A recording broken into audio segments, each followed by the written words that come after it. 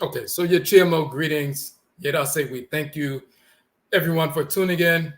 For those who are unaware, I am Odwirafo, Kwesi Radnehmputa, Akan Odwirafo of Akwamu Amaruka Tifimu, which is the Akwamu Nation in North America, within Ojiraman, the purified nation, Afurakane, Afurai Kaitnit, meaning African Black people in the Western Hemisphere.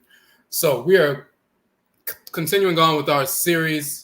We've done a number of different lives on the topic dealing with SUSUW, which is the ancient term for meditation, ancient ritual practice, practiced tens of thousands of years ago in ancient Africa, millennia before we took that practice into India and different parts of Asia and so forth. But we're dealing with the nature and function of SUSUW as it relates to us in this context of our spiritual anatomy. So just like you have a physical anatomy, you have your physical body, you have a bunch of smaller bodies, brain, lungs, heart, liver, spleen, and so forth, the organs that regulate order within the body and have their various functions that preserve the integrity of the entire organism and so forth. Your spirit, the spirit that animates your physical body, it has different potencies as well. It has different spiritual, quote unquote, organs as well. And these have been well delineated in the language and culture of ancient Kamit and Khanit tens of thousands of years ago, which is ancient Nubia in Egypt, and preserved in our ancestral cultures and languages across the continent, north, south, east, west, central, and so forth, and also preserved in our ancestral religious practices, even when we were forced into the Western Hemisphere during the Musuwo Kesie, the Great Diversity, the enslavement era. So we're going to show what the spiritual anatomy is, just like you can understand how your body functions at a greater, more optimal degree when you understand the organs and organ systems. We also understand the nature and function of the spirit body when we understand the spiritual anatomy, the various divisions and organs of the spirit body. So, and that also deals with our physical health, spiritual health, emotional health, communal health, and so forth. Just like you need to have your various organs and the different vitamins and minerals that keep your organs strong and functional properly, you also need your spiritual organs to be balanced as well. So now, first we want to look at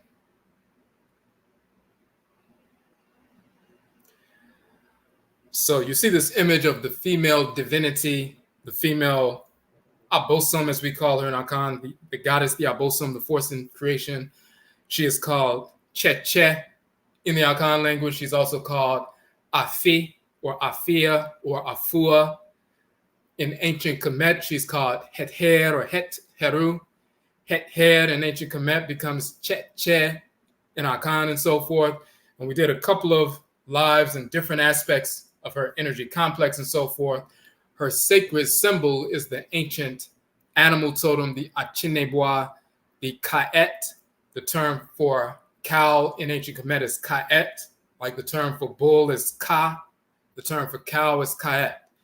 So her male counterpart, the divinity Min, he's also represented by the bull animal totem, so the sacred Ka. She is represented by the Kaet, the sacred cow. So we're going to get into that. First, we're going to show some basic information about her, and then we're going to show the relationship between Hetheru and this notion of the spirit body and preserving the spiritual anatomy. Now, let me switch over to one of our articles on Hetheru just to give a basic breakdown.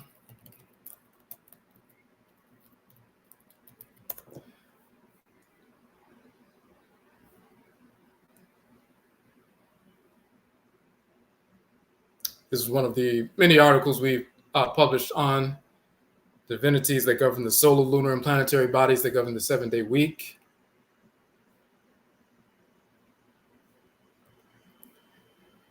Okay. So as we said in the Akan language, she's called Afi.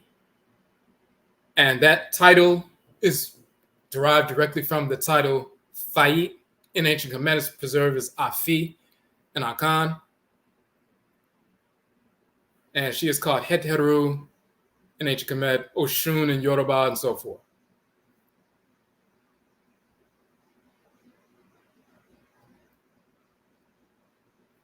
So we say that Afi, also Afia, Afua, is the abosom, which is deity, force of nature, of the Ochin, the planet, Afi, so-called Venus. Her Da, or day in the Akan tradition, is Fida, which is Friday. She is referred to as a wanderer, traveler, adventurous, innovative, creative, and so forth. The attributes of that energy complex. She is the abosom, the divinity, who governs the sensual attraction, which is the precursor to sexual activity, procreative activity, and that which replenishes its harmony, which is pleasure. Afi governs the divine reproductive system, creative structure, and Abodie in creation, which is the divine body of Inyamewa, Inyame, the supreme being, and thus the reproductive system within the Afurakani, Afurite, Kyiniba, the African black body. She governs the fallopian tubes and so forth, the gestation process. So that is her planetary shrine in the physical body. The shrine of that divinity's energy is in the fallopian tubes.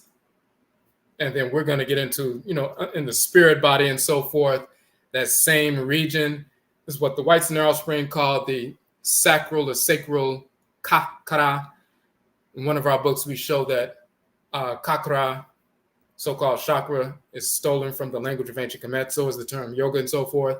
But she governs the fallopian tubes. She's the creative, the one who fuses together things that are different externally in a harmonious fashion for new development. So when she fuses together, the force that fuses together different sounds, for example, in a harmonious fashion, which generates music, fuses together different colors and shapes to generate art, painting, and so forth, fuses together different movements in a harmonious fashion, which manifests as dance, fuses together, complementary opposites, naturally occurring complementary opposites. The Afurakani, or African man, Afurakaidi, or African woman, fuse together in a complementary fusion so that we can come together, marriage takes place, copulation takes place, procreative activity, the fusion of the sperm and ovum in a harmonious fashion so that conception can take place. So she's the magnetic force that draws us together in a harmonious fusion, the creative one, innovative one, governing art and music and dance and, beauty and fertility and all these different things. But the basis of that energy is fusing together naturally occurring entities in a harmonious fusion to produce something that never existed in the world before, but is a manifestation of divine order. And that manifestation of divine order is harmony. And beauty is really simply, the manifestation of divine harmony, which is a revelation of divine order. So when they talk about Heteru, the goddess of beauty and sensuality and art and, dance and song and, all these different creative things, it's that force, magnetic force that draws together different entities in a harmonious fusion and produces an energetic force that brings harmony into the world, which is simply beauty is a manifestation of divine harmony. So now she's critical to this notion of recalibrating ourselves when your spiritual anatomy is out of alignment.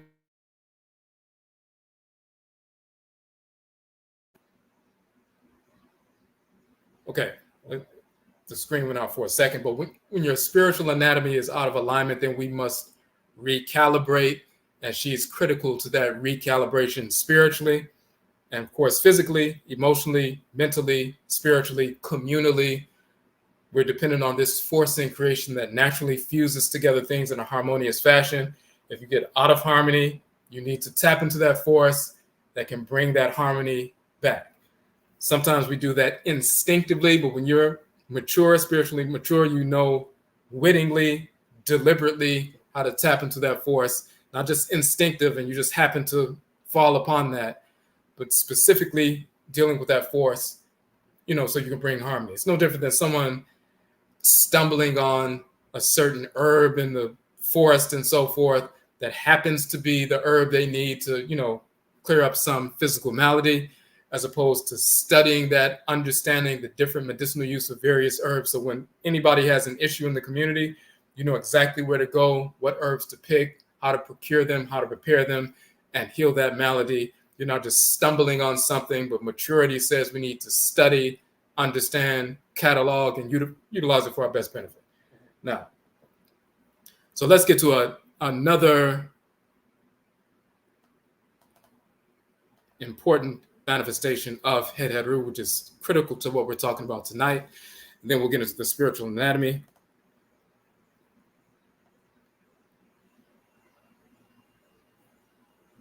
Now, this is an article that we published, very short article on Heru in her form of Min Minit.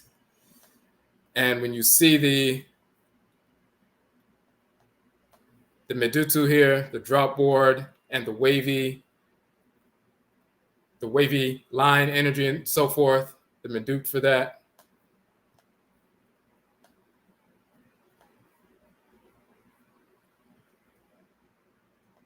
So you have Min Minit, also Min Minua, and so forth. So you see the little vessel for the new sound and the spiral rope and so forth for the U. So it's Min Minut, also Min Minit. And then you see the seated female, shrouded female, showing this represents a divinity, a female divinity. So that is a title of Heru. Now, we just said that when she possesses the planet Afi, uses her energy that bathes the planet Afi, so-called Venus, and uses that entity to transmit her energy to the earth and so forth, she's called Afia or Afua. But when her spirit possesses the planet Amini, so-called Saturn, she's called Min Minit or Min Minut and so forth. And this is what we're talking about in this context. Now,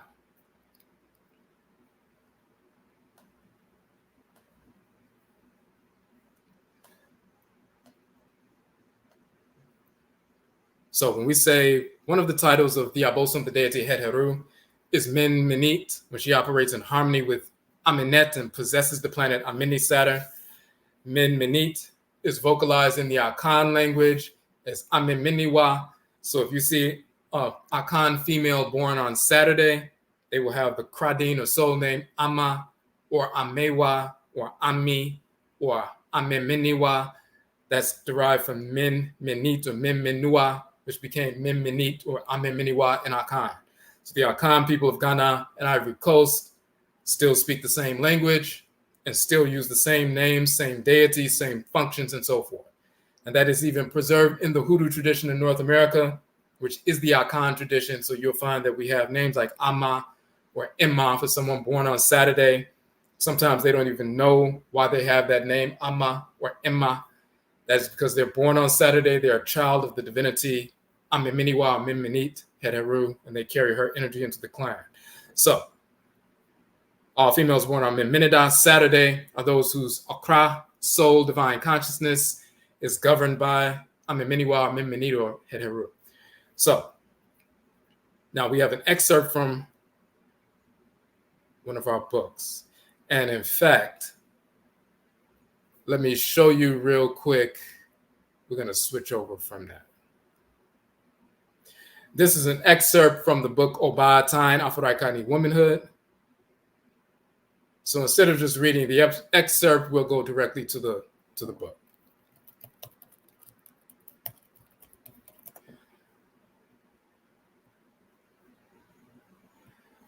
Now, for those who are unaware, this is our Nhoma page, Nhoma Nyakan language, which means book or publication. So to date, I've published 31 books. All of the ebook versions of my 31 books are free on this page. So when you go to the Nhoma page, and I'll put that in the chat room for you right now, so you can see the page.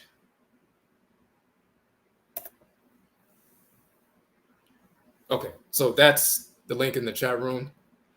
So the Nhoma page, And you'll see we have the planet Afi and Heteru, and the sacred animal totem. So you will see the copies of the front covers of all the books when you scroll down. And when you click on the covers, it'll take you directly to the book to open up the book, or take you to the page for the book and so forth. So these are the 31 books. When you scroll through, you'll see all of them. The book that we were just quoting from, we have the Oberima Afurakani Manhood book. And then we publish Oba Tain Afurakani Womanhood in concert with a number of sisters who contributed to the book.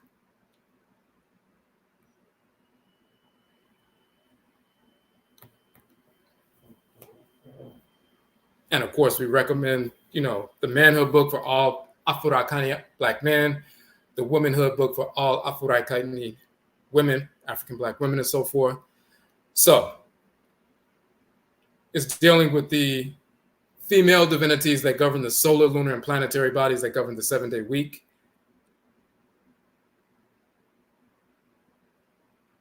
And once you get to part 7, that's when we're talking about the planet Amini.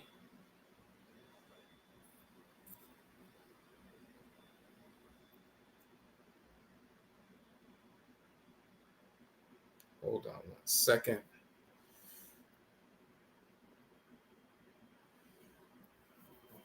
So we're talking about the planet Saturn Amini and its influence not only on Earth, but also on our physical bodies and our spirit bodies and so forth. Just like we understand that the moon has a gravitational pull that causes the rising and falling of the tides on Earth.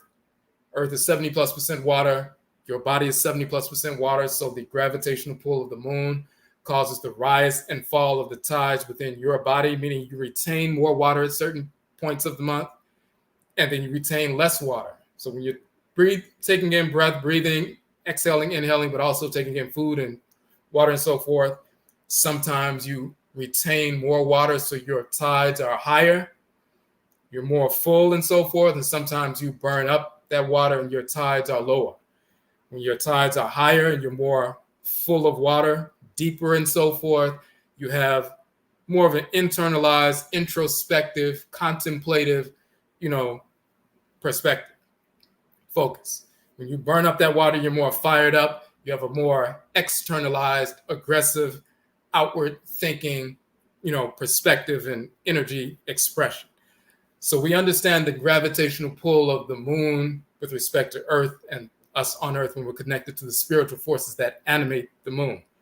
The same is true of the various solar, lunar, and planetary bodies that move in a certain cycle every 7 days.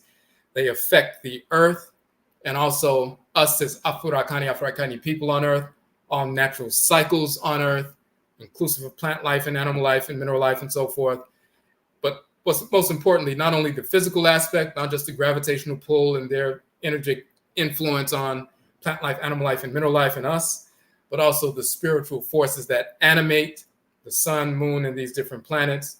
When we connect our spirits with theirs, we engage in spirit possession, spirit communication, they affect us in a certain way. Now,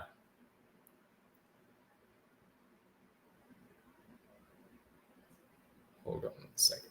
All right, so we're talking about that.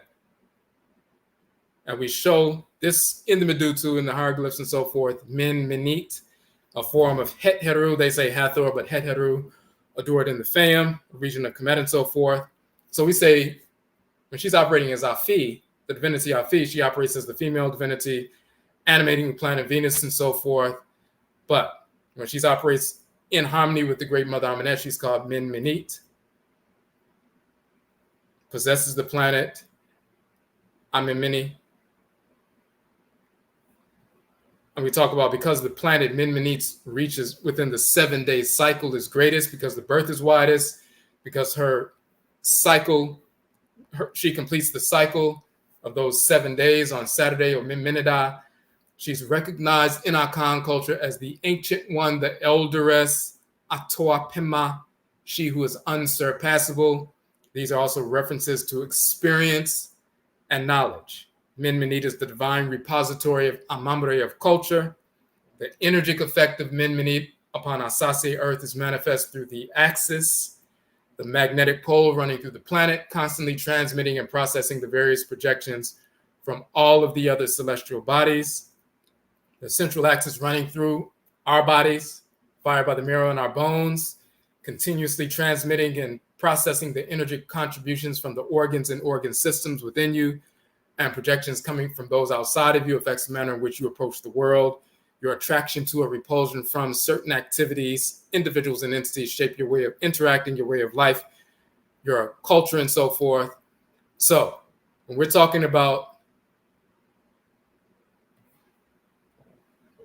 Heteru's Minminit, the ancient one, the elderest, the repository of wisdom, the planet Amin or Minminiwa and so forth, planet Saturn, the elder one or elderest one, the one that preserves culture, that crystallizes culture without profaning culture, without profaning our way of life.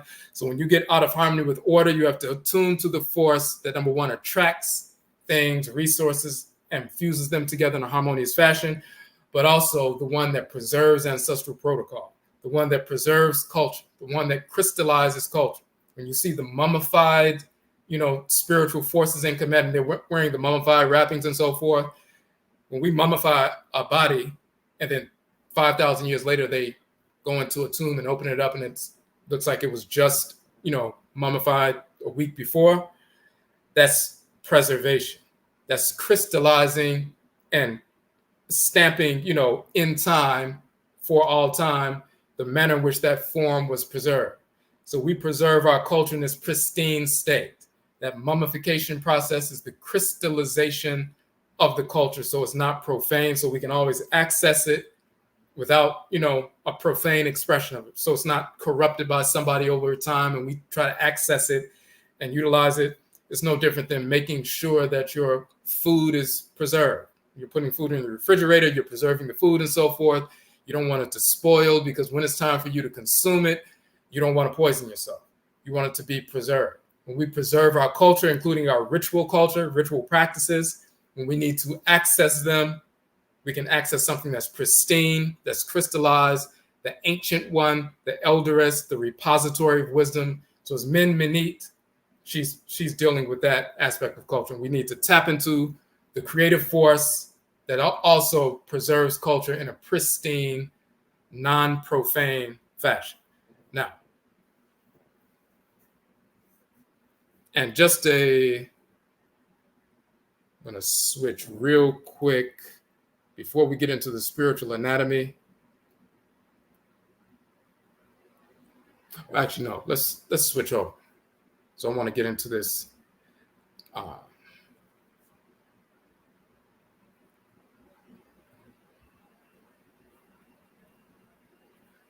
Okay, so you see that we're using the term HONAMSU. And the reason we're using that is because we're going to go through one of our publications dealing with the spiritual anatomy, and that's the title we use.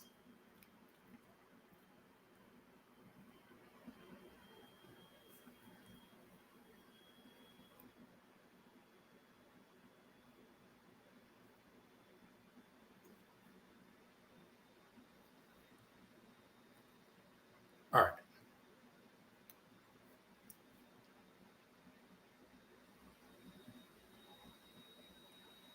Okay, so this article is an article that we published a few years ago, and we're showing, number one, the spiritual anatomy, the different major spiritual divisions of the spirit, but we're also showing that the very same terms for the different divisions of the spirit in the language of ancient Kemet are the very same terms that are used in the Akan language of Ghana and Ivory Coast. And first and foremost, because Akan is our ancestry, we are Akan. So you'll see that we publish on the Akan Ancestral Religion and so forth. And we also show that Hoodoo, which is Akan Ancestral Religion in North America. Millions of Akan people live in Ghana and Ivory Coast today. Collectively, about 26 million Akan people between Ghana and Ivory Coast in West Africa in West Africa, one of the largest ethnic groups on the continent, but also one of the largest groups from whom we were stolen and forced into the Western Hemisphere during the enslavement era. So just like there were many Yoruba people forced over here, many Igbo people forced over here, many Bakongo people forced over here, Ovambo and Mindi and so forth, there were many Akan people forced into the Western Hemisphere. And those of us who are ancestrally Akan, we maintained our Akan ancestral religion under the Akan term Undu. Undu means medicine from roots, trees, and plant life in the Akan language. It also means to become heavy with the spirit through spirit possession and spirit communication. Undu was preserved in North America as Hoodoo. So Hoodoo is Akan ancestral religion. So when we talk about Akan ancestral religion and the Akan language, you'll see that the language of ancient Kemet and the culture of Kemet and the names of the deities and so forth have been preserved in Akan culture because we're the same people. We migrated from the east after the fall of Kemet, after invasions by Greeks and Romans and so forth, and Arabs. But prior to the Arabs, the Greeks and Romans, some of us remained in that area and some of us migrated west, reestablished Akan civilization in the region of what is now Mali and so forth, near Mali, even near Burkina Faso, Mauritania, and so forth. The ancient empire of Ghana, or Akara, about 1,000 years later, because of Muslim invasions, Almoravids, and so forth, we migrated from the region of ancient Ghana, the ancient empire, further south towards the forest belt in the region of what is today Ghana and Ivory Coast. And we reestablished the Akan Empire in the forest belt and savanna region there. Then hundreds of years after that, some of us were stolen from that region and brought into the Western Hemisphere during enslavement. So this is how some of us got from ancient Kyiniba and Khanit into West Africa, and into the Western Hemisphere. But we preserved the tradition and the culture and so forth. Now,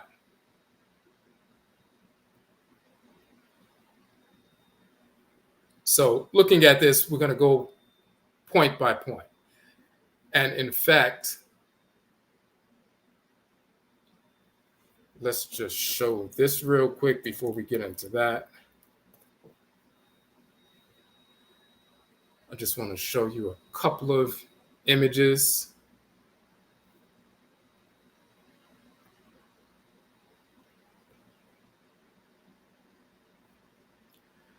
Okay, another one of the books I published is this one, Ankh, The Origin of the Term Yoga, Karakasa, The Origin and Nature of the Chakra. And we proved that the terms yoga and chakra are not from Sanskrit, not from the language of India and so forth. Ankh is the origin of the term yoga. We show that linguistically and cosmologically.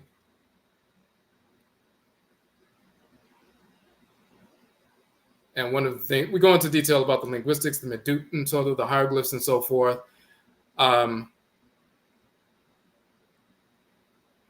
You'll see, for example, you see when you look at the etymology of the term yoga, they'll talk about it traced back to the Proto-Indo-European root, or traced back to Sanskrit, and then before Sanskrit, the parent of Sanskrit in India, the Proto-Indo-European language family, and they'll say it comes from yoke, or yug, or yunk, meaning to yoke, and even the English word yoke comes from yonk, means to yoke and so forth, but they say it's yonk or jung. That's a corruption of ankh or yonk and so forth. And we show that even in ancient Kemet, one of the spellings of ankh, which is pronounced in a certain dialectical variant as yonk, corrupted into yug by the Proto-Indo-European language and so forth. Jung became yonk, corrupted from ankh and so forth, but you'll see that the goat has the ankh around its neck in the form of a yoke. So the word ankh meaning life, the life principle and vitality and so forth, is around the neck of the animal or the animated force. So it's the life ankh force, the animated life force, and so forth. But the Ankh is around the neck of the animal in the form of a yonk, of a yoke. That's the relationship between yoke, yonk, and Ankh. Even the term yank in English is yonk. So yoke and Ankh is the same term linguistically, but it's also cosmologically. The Ankh unites the spirit, the Ba, and the Ka, the soul, together in the spirit body and pulls together all of the spiritual organs that we're going to talk about. So we show that, and then we also show very quickly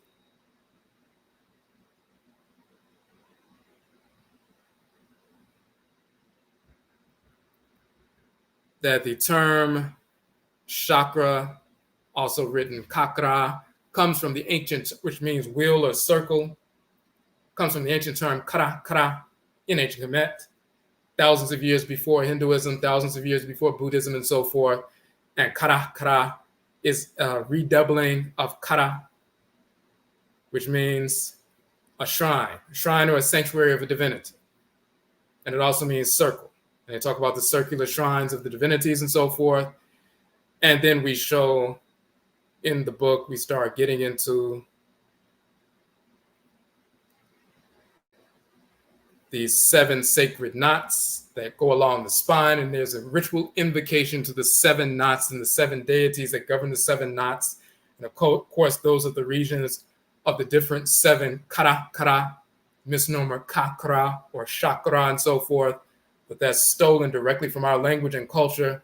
You'll see all of that fully incorporated in the texts of ancient Kemet and ritual thousands of years before India. So it also shows this 7-tiered breakdown of the division of the spirit. So now let's look at these different aspects of the spirit body. The HONAMSU.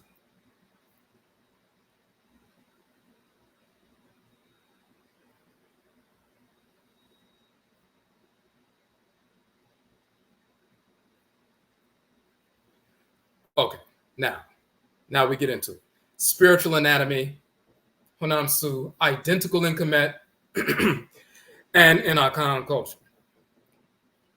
So the different aspects of the spiritual anatomy, the Ba, Ka, Aakhu, Ab, Hati, Sahu, Khaibit, and Su.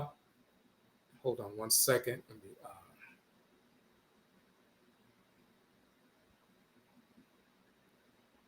Hold on one second.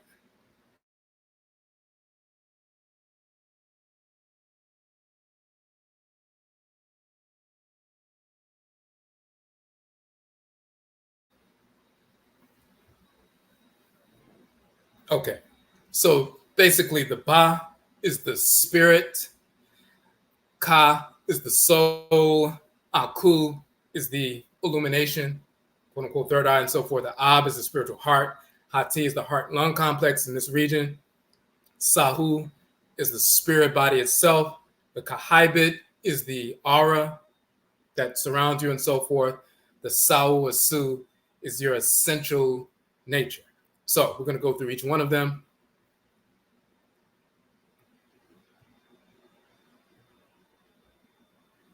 So first and foremost, we show in the language of the Akan people of West Africa, Africa, the term honam means the physical or flesh, enam, self, hun.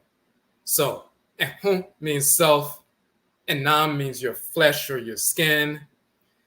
And then we show that the term su means the essence or essential nature. This is why we use the term HONAMSU to describe the spiritual anatomy. But we make a comparison. In the language of ancient Kemet, anem, skin of human beings or animals and so forth, anem. Then we look in the Akan language. What is the word for skin or flesh? Enam. So the same word, enam, for flesh or skin is also the same word, anem or enam, in ancient Kemet, flesh or skin. Same term today that the Akan people speak that we used thousands of years ago because we're the same people. And then honam, ehon means self, Na means flesh. So the flesh self is the physical body. Now,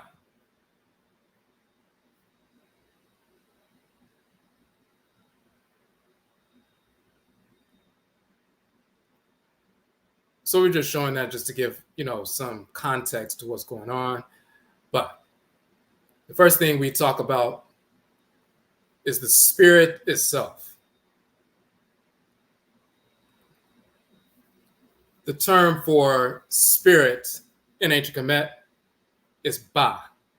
The Ba for males, Ba'et for females is the term for spirit.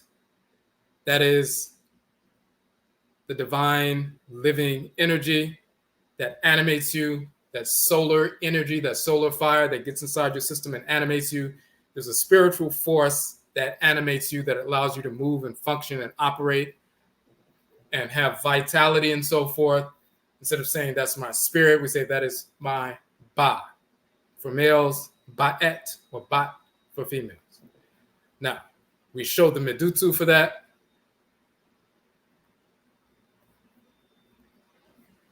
Hold on a second. So we say this is the animate winged fire burning within us. It is the living Gua, life force. It is a child of Ra and Ra, the creatress and creator, who are the great Ba and Ba'et in creation. They're the great spirit in creation. So Ra is the creative power, Ra'et is the creatress. The creator and creatress are the great spirit that animates all of creation. In Akan, the spirit of life existence is called Ba Ra, which is Bara, Bara, or Bra. Same term, and so forth. The root of it is Ba.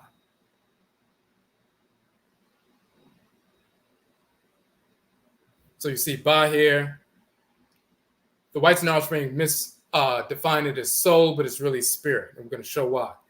The bowl of burning incense with the flame arising, and the bird shows it's an animate winged bird fire, sometimes shown as a flat-horned ram, the animal moving around, operating, running across the fields and so forth, the animate Ba ram fire.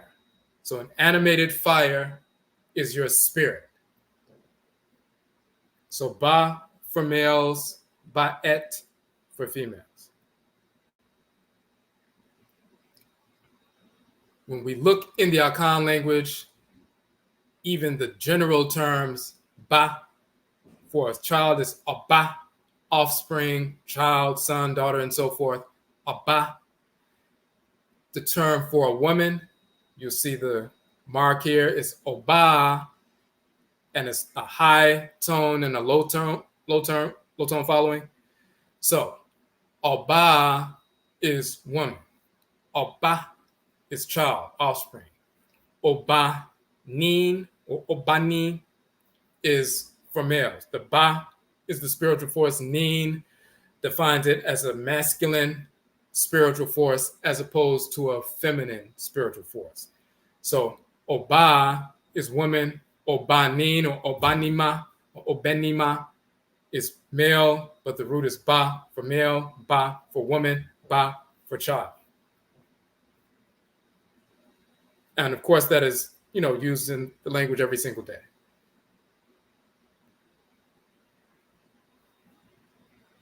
Now, let's look at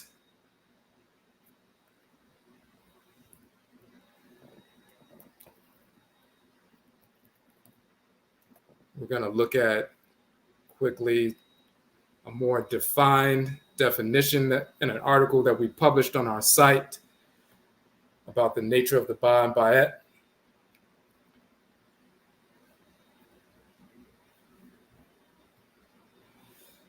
In this particular article, we were talking about the female force, Aba, Nekabet, but in that context, we talked about the spirit.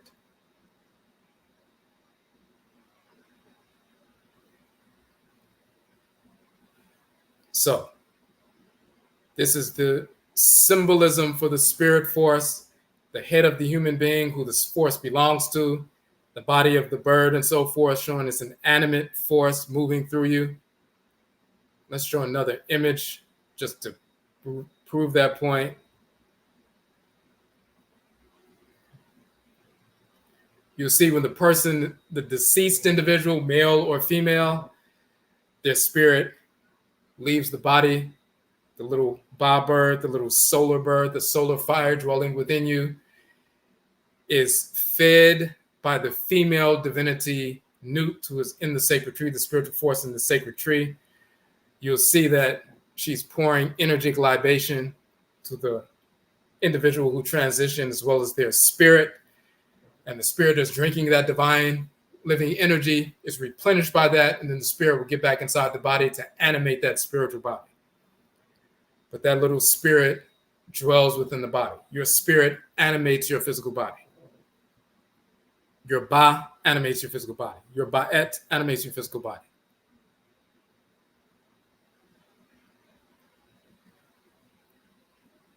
Now here we show, just like the vulture who is sacred to the female divinity Nekabet, her sacred animal totem, you see her headdress with the vulture and so forth. So here she's in the form of the woman. Sometimes they show her, her sacred animal totem is the Mut, the vulture, and they'll show her in the form of a vulture. She governs the respiratory system. So the breast of the bird, the heart, the two wings are the lungs that expand and contract. So you have a bird inside of your chest that expands and contracts. That is the respiratory system governed by Nekabet.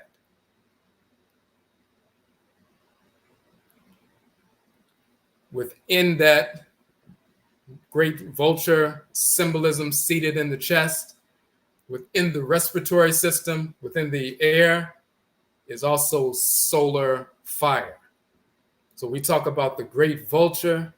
You have a vulture sitting in your chest right now, a spiritual vulture. When you expand and contract your lungs, the great vulture is expanding and contracting her wings so that you can breathe in and out.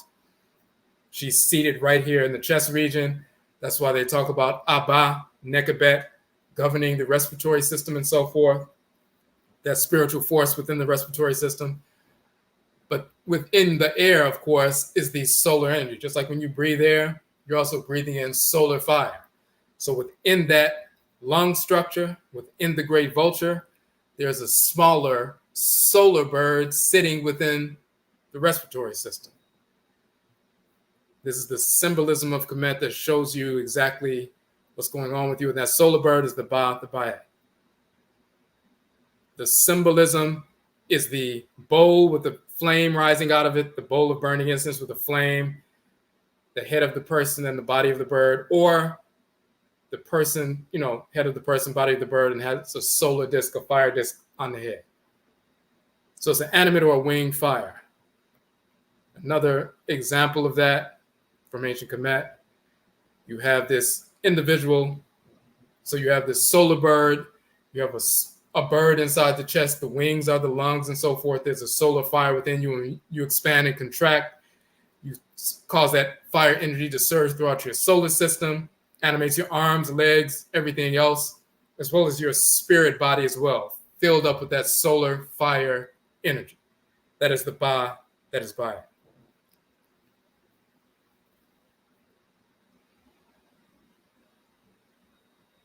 And then so this is another image of Nekabet in the full form of the sacred vulture and so forth. So that is the spirit. Ba is spirit, Bayet is spirit.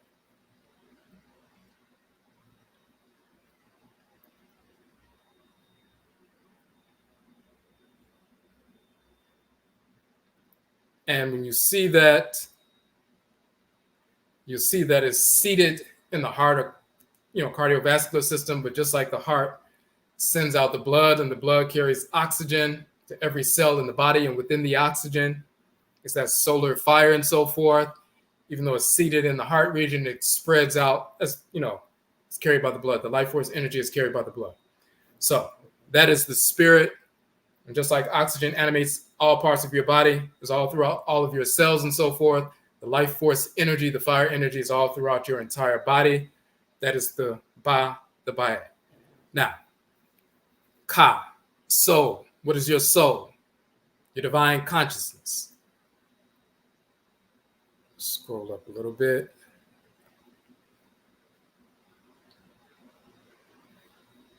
So the Ka is the soul. The term soul in ancient Kemet is actually Ka. They'll mispronounce it, define it as spirit, but it's really Ka, the soul. The Ka, or your soul, is your divine consciousness. It is an actual deity dwelling in the head region for Afuraikani people only. We have a divinity that governs our head. So that spiritual force in the head that pulls you in the right direction and guides you to thoughts, intentions, and actions that are in harmony with divine order. That is the divinity. It is a male divinity if you're male, a female divinity if you're female, assigned to guide you throughout the course of your life.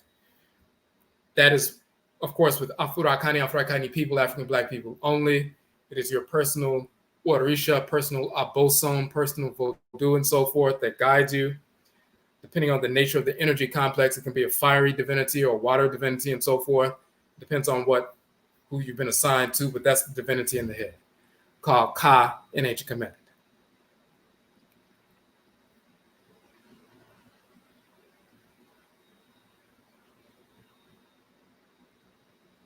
So, it's Ka in ancient Kemet. It's called Ka Ra or Kara, Kara or Kra.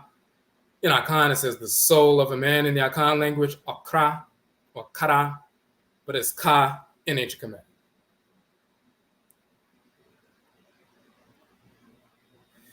We say in Akan culture, the Kra is the personal Labosom deity who takes up residence in the head region of the spirit body to guide the individual throughout the course of his or her life. Note that in ancient Kemet, that symbol, the two arms with the hands up, that is the symbol of the Ka. It's placed on top of the head, showing where the Ka resides and so forth. And even if we look at the term Ka or Kai in ancient Kemet, as spelled in the Medutu, in the hieroglyphs, to think out, to meditate, to speak, to repeat, to say, cry out, call out, tell out. Then when you look in the language of the Akan people today, Ka, to emit a sound, to utter, speak, say, tell. So the same definition of utter, speak, say, or tell in Akan language today is the same definition to speak, repeat, say, cry out, call out, tell out in ancient Kemet. Ka, to touch, to come in, to be in or bring into contact with, to join. And the Ka symbol, of course, are the two arms and two hands reaching out to touch, bring into contact with, join, and so forth. The word itself, defined in the Akan language, is the exact definition and description of the symbol shown in ancient Kemet thousands of years prior. Now,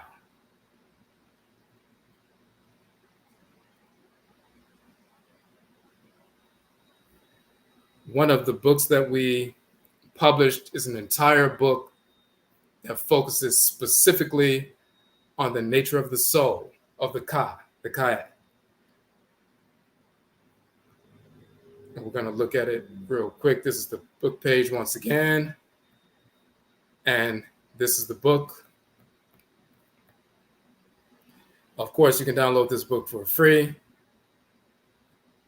to get some details, but we just want to show quickly. Once again, we show the Ka in Kemet is a Kra and Akan.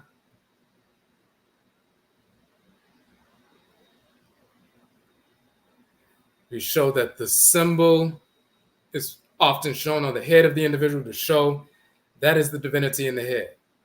Just like you have a physical body and you have smaller bodies within your physical body that regulate order within your physical body, those smaller bodies are the organs, brain, heart, lungs, liver, and so forth, that regulate order in the entire body.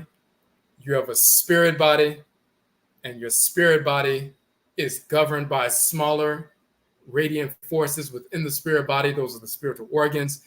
And one of them is the Ka, Kayat. Just like your physical body has a smaller body, the brain that regulates order in the physical body has the blueprint of everything that should take place within the physical body, is the leader, director of the physical body. In your spirit body, there's a radiant force. So if someone transitioned, their spirit left the body, they're an ancestral spirit. If somebody could see that person clairvoyantly and they say, I see the spirit of my grandmother, I see the spirit of my grandfather. If they're clairvoyant, they will see that radiant force in the head region of the spirit body. That is the Ka, or Kayat, the soul, the divine consciousness, the divinity governing the head, the spiritual force that has the blueprint of everything that should take place within your spirit, including the nature of your spirit itself. Do you have fiery, explosive energy from a fire divinity that you bring into the clan? Do you have the energy of a water, river divinity or ocean divinity? Do you have the energy of an earth divinity? Do you have an energy of an atmospheric divinity and so forth? All of that is defined by the Ka in the spiritual head. So it's the spirit's brain. You have a physical brain that regulates your physical body. You have a spiritual brain or consciousness that regulates your spirit body. Again, that magnetic pull in your head towards thoughts, intentions, and actions that are in harmony with divine order. Even if you go against the pull, if your head is pulling you this way to engage in behavior and activities, and you go against that, and then you run into a number of problems, you'll say, well, something was telling me. Sometimes you'll say, my first mind and my head was telling me I should have done this and I went against it. If something is pulling you one direction, you're going the other direction, you're going against the pull of the divinity in your head. Now, sometimes people just get people's ideas, or they have influences from other ancestral spirits or other discarnate spirits that are not ancestral, different divinities. But for Afro-Kaini people, we have a divinity that governs the head, and that's the pull in the head, giving you that proper direction. The blueprint of how you are to function in the world is written in the Kra, written in the soul, the divine consciousness. So we know that. We know how to deal with the Kra. We divine with the divinity that governs the head. It's an entire, in fact, ancestral religion revolves around you're tuning to the divinity that governs the head to make thoughts, intentions, and actions in harmony with divine order. So we have an entire book going into detail about the nature of the soul, the divine consciousness. And this is why we place the brain and so forth inside of the symbol for the Ka, showing that it is the spirit body's brain.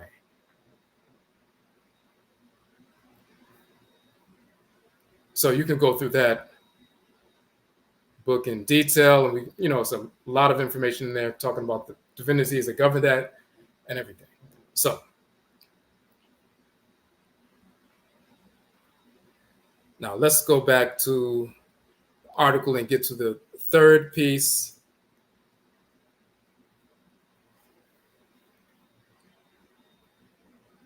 which is the Aakhu, the inner eye, spelled here Aakhu in the language of ancient Kemet. It's Ehun in Akan, Ekku or Aakhu in ancient Kemet. So the Aakhu is the inner eye, the force of divine insight, clairvoyance, intuition, and wisdom. The related term Aakhu thus references the eye of Ra, the spiritual eye, which illuminates the darkness. In the physical body, it is the seat of the pineal gland, which is a light-sensitive gland deep within the brain structure. The feminine form for inner eye is Akhut. The Akan term Ehun is pronounced with a nasal O, so it's Ehun, which is directly derived from Ekku or Aakhu and so forth. Now,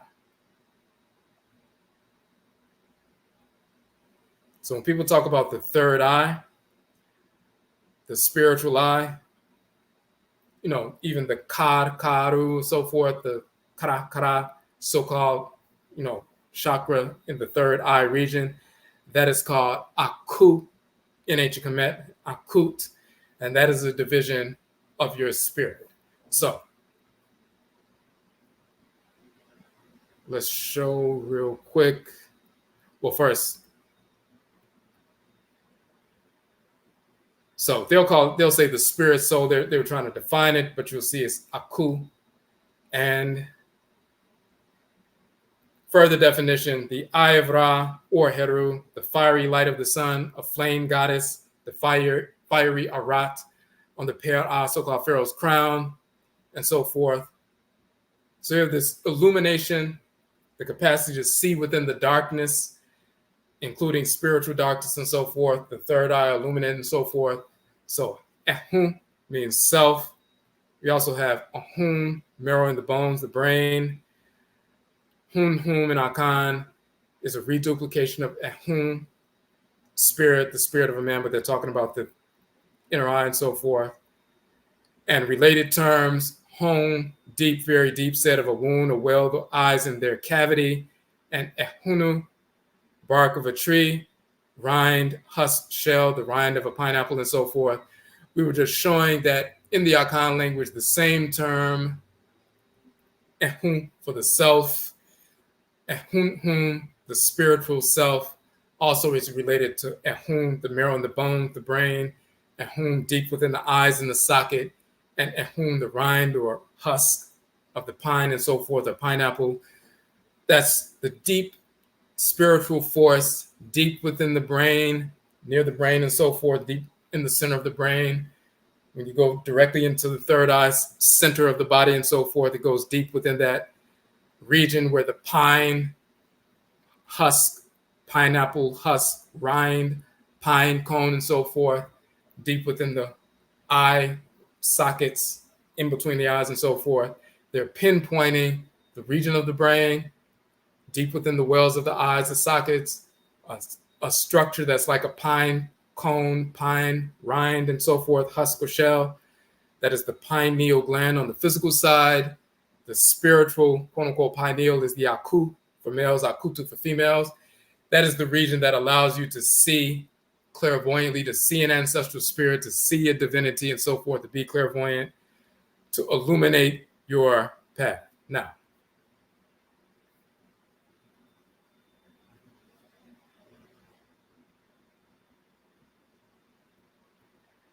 so we're showing in the Akan language the relationship between Ehun self and Hun, the spirit, and Ehun the brain, and Ehun the pine structure and all of that.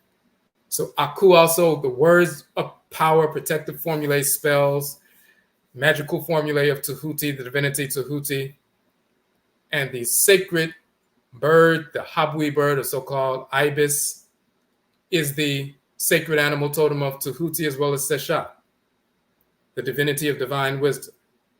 They use that same bird of divine wisdom to define Aakhu. Aakhu, light, splendor, radiance, brilliance, glorious deeds, splendid acts. Akuti, the two eyes of Heru or Ra, sun and the moon. And Akut, beings of light, the wise, instructed folk. And we showed that same notion of light, illumination, bright, shining, glistening in Akan, Ehun, Ehua, is the same term. So Aakhu meaning light, splendor, radiance, brilliance, and so forth, glorious deeds. Same term in ancient Kemet. And you will find that the term for illuminated or spiritually cultivated ancestresses and ancestors, instead of saying spiritually cultivated ancestresses and ancestors, or venerable ancestresses and ancestors, or honorable ancestresses and ancestors, they are called Aakhu in ancient Kemet and Akutu, the illuminated ones, the shining ones. Stars are also called Aakhu and Akutu because they illuminate darkness. They're points of light that illuminate the darkness. So if you're trying to find your way through the darkness and you have light shining, you can navigate your way through the darkness without bumping into something or running into, dangerous animals and so forth. In the same fashion, when you communicate with your ancestresses and ancestors who are spiritually cultivated, and you're in spiritual darkness or ignorance, they can illuminate your path so you can see this is the direction I need to go, as opposed to making, bad decisions. So they're the illuminated ones, and they're also illuminated in the direct, tangible sense, when you have a individual who's spiritually grounded, then their aura, as we're going to see, the Khaibit, is bright and shining and vibrant. You have an individual like that, also an ancestor or ancestors. If you have an ancestor or ancestress who is spiritually not cultivated, they were somebody who was not cultivated on earth and they transition and they're a spirit that's going through negativity in the spirit realm, they don't have a bright, shining, vibrant, powerful aura. They have a small, dim, murky aura and so forth, and they're not bright or shining.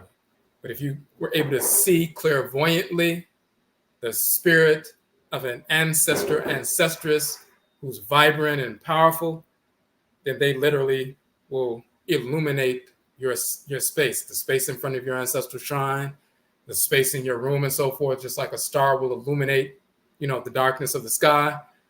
The aura of an illuminate ancestor, ancestress will literally light up your space. So there's a physical connotation to the illuminated ones as well as spiritual. Now,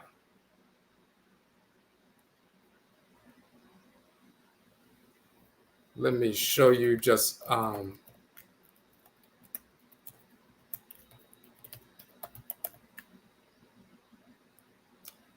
one of the other books that we have published that touch on an aspect of this. We were talking about Tahuti, the divinity of divine wisdom, represented by that sacred habui bird. Okay, so this is another one of the books that we published. We were talking about the deity Tahuti as also called Fa in ancient Kemet. He's called Fa in Vodun, Sankofa in Akan, Ifa in Yoruba, also Orunmila in Yoruba. We were showing his representation in the Akan culture, Yoruba culture, Ewe culture, and so forth, as well as ancient Kemet, showing it's the same deity showing up in different cultures with the same attributes and the same title, Fa, Sankofa, Ifa, and so forth. His sacred animal totem is the habui bird, or the so-called ibis. You see as the head of the habui bird. This is the same symbol in the Akan, Abramu, or gold weights, and so forth. Now, a couple of things. There's a relationship between that divinity and Het Heru.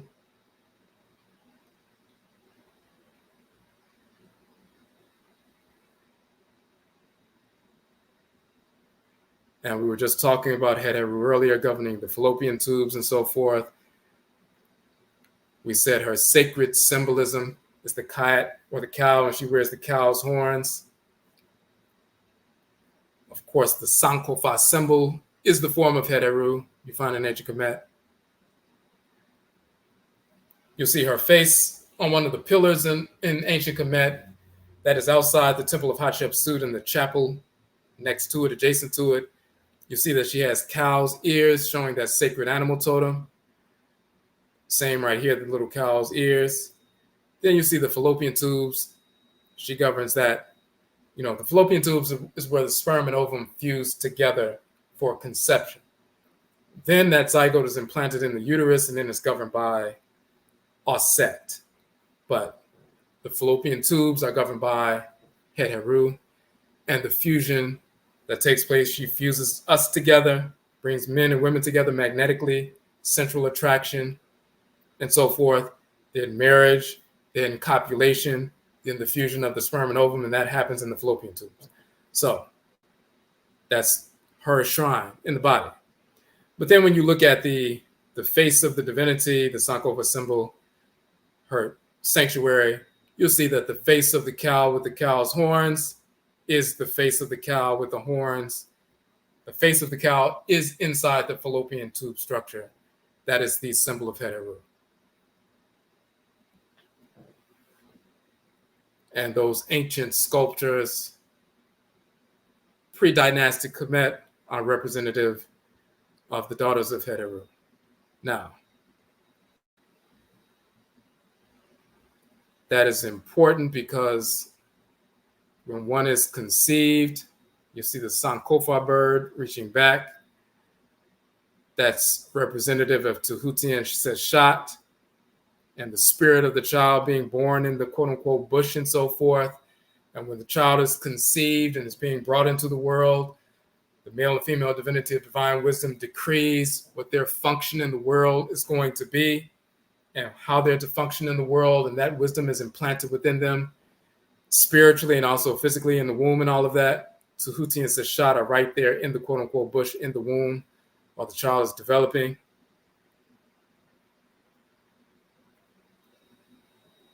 So we start showing the relationship between Tahuti and Seshat, the male and female force of divine wisdom, the sacred palm tree and the palm nuts and the divine wisdom and divination and so forth.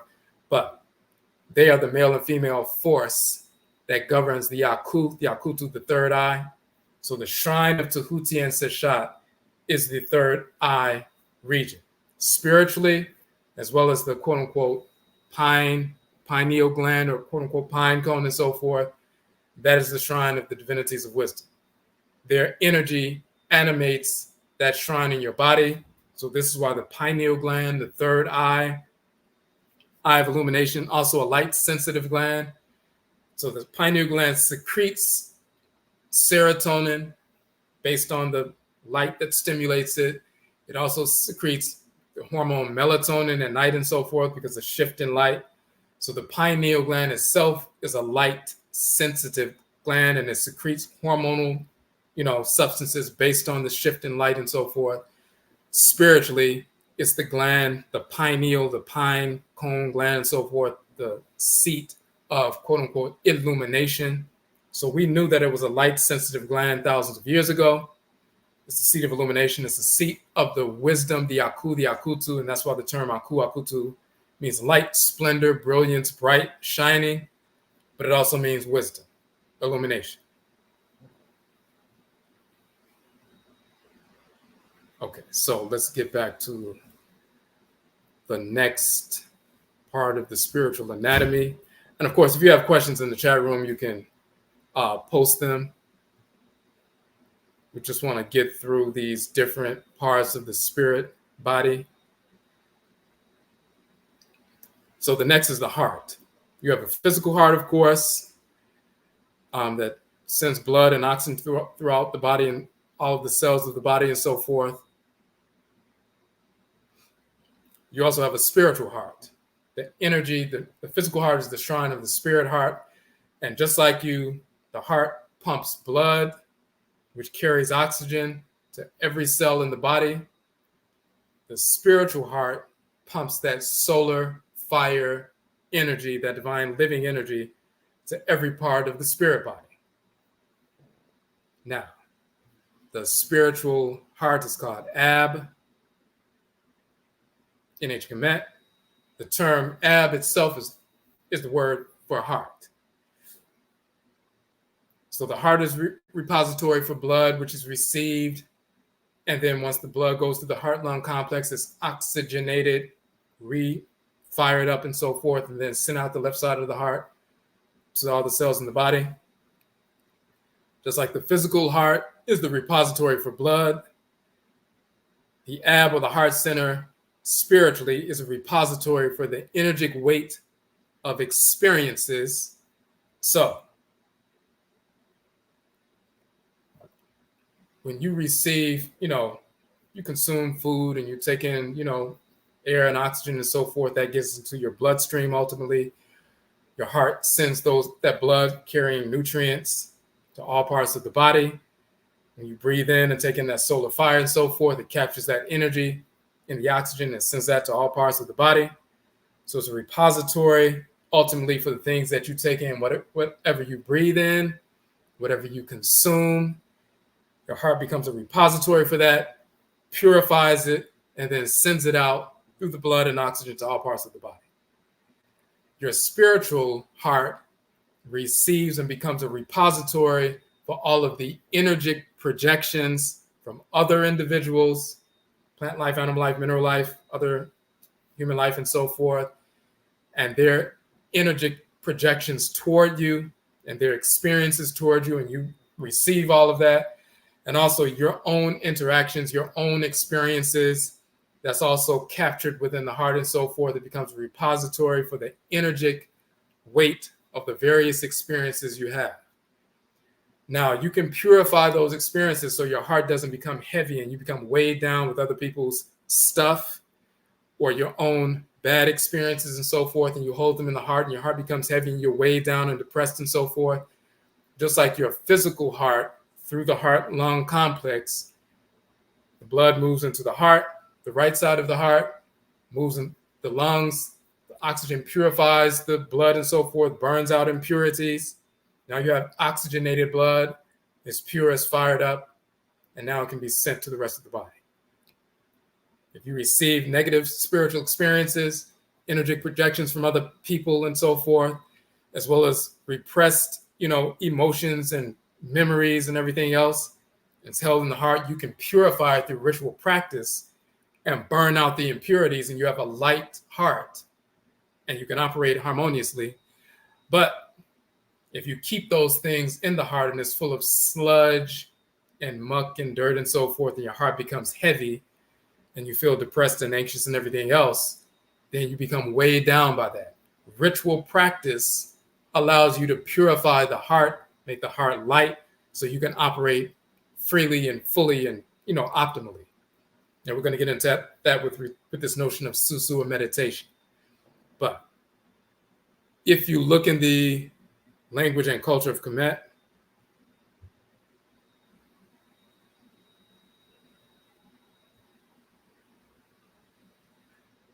you will see, so Ab in Kemet, heart, but also the spiritual heart. Ebba in Akan, same term for the spiritual heart. You see the wing. You see the wing of the heart on one pan of the scale, the feather of Ma'at, divine law, on the other pan, and your heart is weighed against a feather. If your heart is light, because it's not weighed down by, discordant energy and so forth from other individuals or from yourself when you harbored misguided conditionings and you hold on to that misinformation and discordant energy, if your heart is weighed down, then the scale will tip. If it's not as light as a feather, which is the lightest thing imaginable, then it will tip and your heart is weighed down and you can't move forward in life. This is a scene after death, but even in life, every time you're about to make a decision, your heart is placed on the scale of Ma'at. There's the feather of divine law, which is light, and your heart. Are you going to go in the right direction, or is your heart going to make the scale tip and you're controlled by past traumas or misinformation or discordant energy or programming and so forth from other individuals or from yourself? And then you make the wrong decision because your heart is not in balance. That's what that represents. But the spiritual heart can, you can feel when someone says they have a heavy heart, that's a literal thing. So just like someone can become so tense and angry that they cause constriction in their blood vessels, their head begins to hurt, the heart starts racing and so forth, all because of what they're thinking. But that can also be reversed. So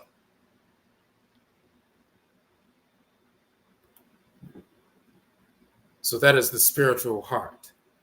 Then we have the heart-lung complex called Hat or Hati in ancient Kemet.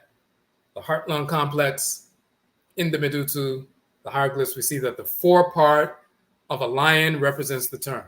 As you can see here, that's the head and shoulders and breast and forearm of the lion and so forth. Hat, the front, the forepart of anything, the beginning, the breast, advanced guard of an army and so forth.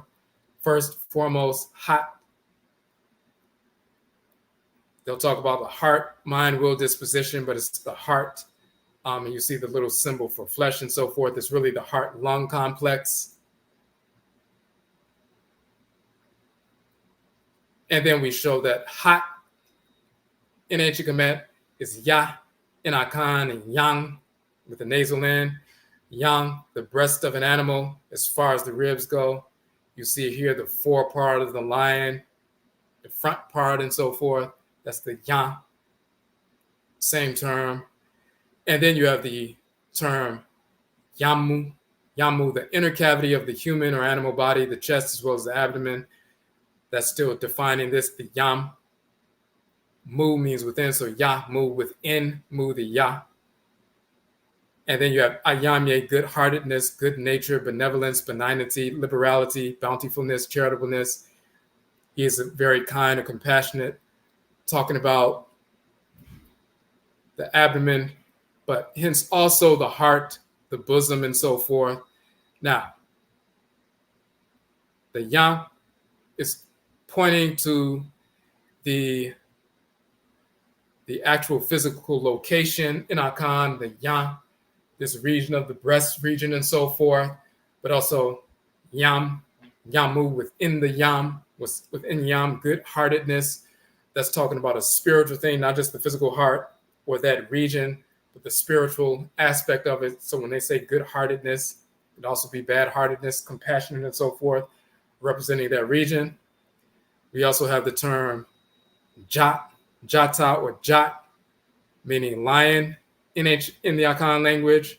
Hat in ancient Kemet becomes chat, meaning lion. Hat is symbolized by the forepart of the lion. So same term, related term in Akan culture, same symbol of the lion itself, hat and jat and so forth. Now,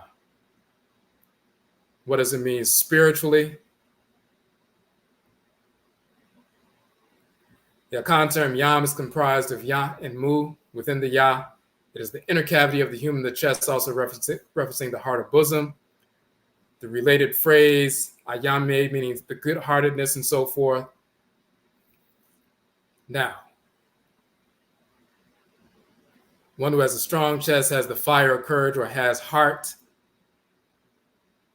So it's not just talking about the physical heart, but it's talking about that particular region of the heart-lung complex. We talked about what the heart does. It sends out all the, blood and energy, oxygen.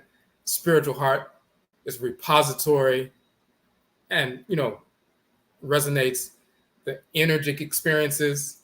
The physical heart pulls in all the blood and the nutrients, as well as the debris that's carried in the blood, and it burns up that debris when it moves to the heart-lung complex.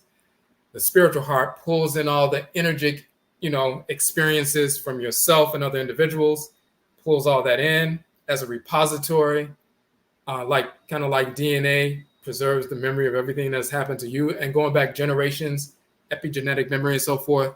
The heart carries all of that energetic signature of everything that's taken place in your life.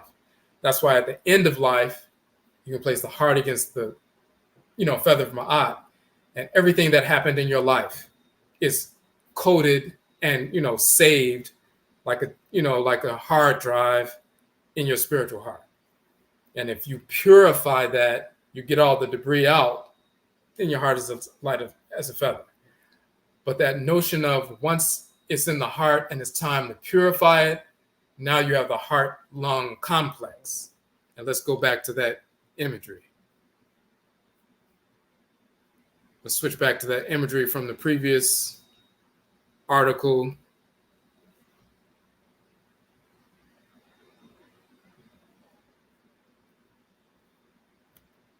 And in the article on Nekabet and so forth, you have the heart-lung complex.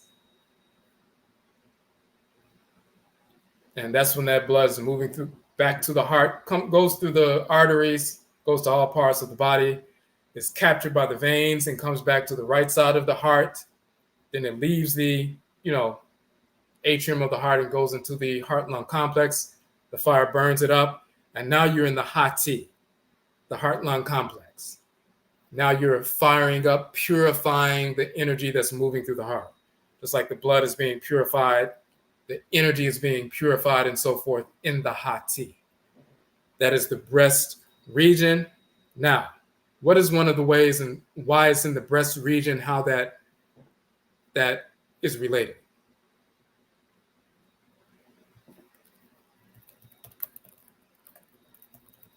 we're going to go to the Divinities article, Abba, that we published, talking about Nekabet, talking about the, heart-lung complex and so forth.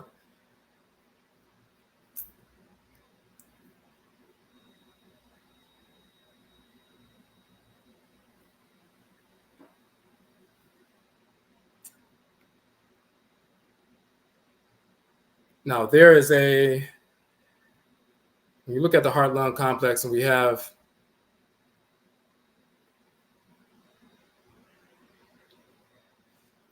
for example, here you see the king seated on his throne. You see Wachet and Nekabet on both sides.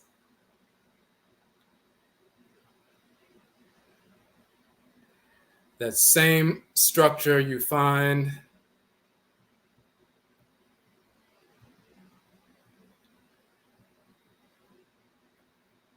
the heart-lung complex.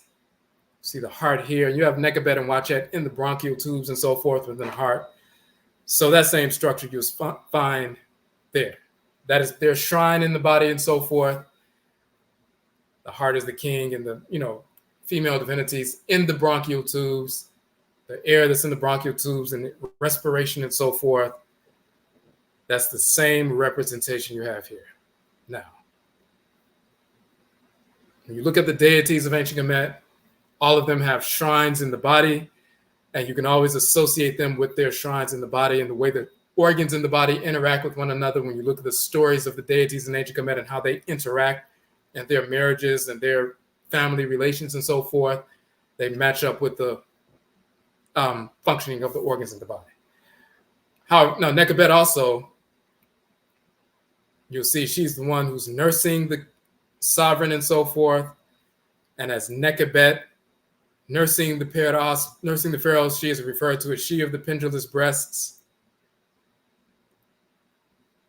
Even her name, Nekabet, you'll see Nekka, protector, guardian, Nek to attack, Nekek to overpower, be mighty, to be strong and mighty and so forth. But also Nekat, pendant hanging of a woman's breasts. Nekaka, pendant of a woman's breast. Nekai, to hang or to descend and so forth. So she's shown as nursing the sovereign. She of the pendulous breasts. But here's the key. The nipples on the breast, nursing the child, that is the secondary function of the nipples of the breast. Just like you have a primary function and a secondary function for different organs. For example, the primary function of the nose is to breathe because you need to stay alive. That's the primary function. The secondary function of the nose is to smell. But even if you had a cold and you can't smell anything, and that can go on for days, because it's a secondary function, you can still survive. But the primary function is you need to breathe through the nose. And if you can't do that for more than a couple of minutes, then you transition, you die. So the primary function of the nose is the breathing. Secondary function is the smelling. And it's the same thing with the mouth, it's the same thing with the various organs of the body. They have primary functions and secondary functions. The primary function the secondary function of the nipples is to breastfeed the child. But a woman doesn't have a child her entire life. There's only a certain period that women can become pregnant and give birth and so forth and nurse children and so forth, a certain portion of their lives and so forth. But if they live to be elders and eldresses and so forth, they can't continue that, from the time they are, reach puberty, maybe around 14, 15 and so forth, and they can, become pregnant until, 30 years later, 30 plus years later, when they're in their late 40s, and then they start going through menopause and so forth. By the time they're 50, 51, that part is over. So the time leading up to puberty and the time from 50 until 80 or 90, the next 40 years, they can't do that. But there is a function of the nipples. The primary function is important and is delineated in the culture and language of Kemet as well as our ancestral cultures. And we delineate that in the article. The primary function of the nipples in males and females is their electromagnetic function. The two nipples of the males and females are positive and negative poles, similar to the positive and negative poles of a battery. So we show the 9-volt battery, of course, and all of that. Positive and negative poles, men and women. They are directly positioned over the lungs. They receive and transmit electromagnetic energy, which has a stimulative effect upon the lung-heart complex among the Hati, the nervous system, and contributes to the vibrancy of the Khaibit, the aura. This is their primary function. In this respect, the nipples function similar to the pupils of our eyes. The pupils of the eyes, the watch-T and so forth, or uchati, receive sunlight energy, which stimulates hormonal secretions among other processes. The eyes also transmit energy, so they receive and transmit. The above medut, or hieroglyph of the circle with the dot in the middle, used to represent the Aten, the sun, to represent Ra and Ra'et, is the determinative of the star and so forth. It's also for the Adinkra symbol in ancient Akan culture, but they also represent the left and right eyes of Ra. The nipples receive and also transmit directly over the lungs, right and left lungs and so forth.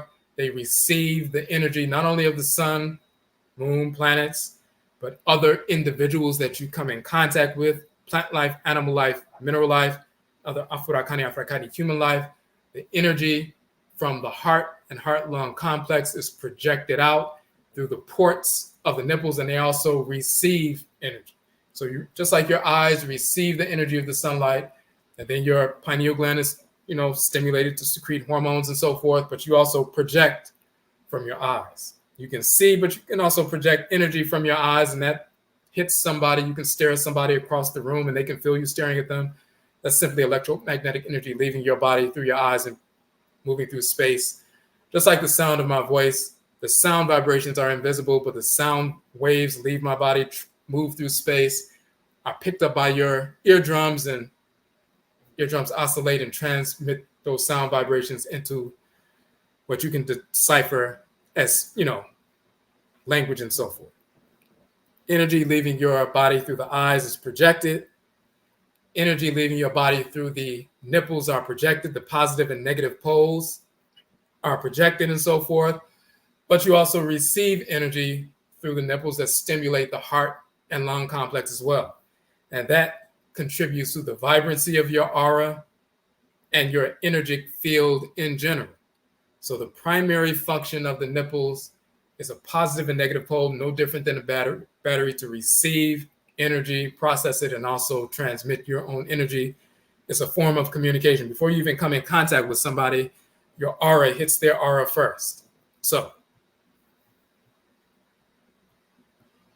showing an image of the aura. We're going to get into the aura, but the energetic field, just like the Earth has a magnetosphere, and that's measurable, the physical body of the individual, we have a magnetosphere as well. That's the magnetosphere of Earth, that's measurable. We have a magnetosphere surrounding our body, no different than you have a magnet on a table, put another magnet next to the table, next to the magnet. If the like polarities are facing, you put them close and they will repel each other without touching. The magnetic field is measurable and can be defined. The magnetic field surrounding the body of a human being can be defined. The quality and nature of your magnetic field is determined by our link to the forces in nature. Of course, the white snail spring cannot link with the forces of nature, so they don't have that quality, magnetic nature and quality of a magnetic field that we have. But what's coming from the heart-lung complex, the Hati, through the ports, which is the quote unquote nipples, but the ports that projects your energy into your communal sphere and into the world in general. This also allows you to receive energy to the heart-lung complex. When you experience somebody, of course, you can see individuals, you can hear them, but when their energy is projected, it's picked up by these ports and it's captured by the heart. So that's what we're talking about.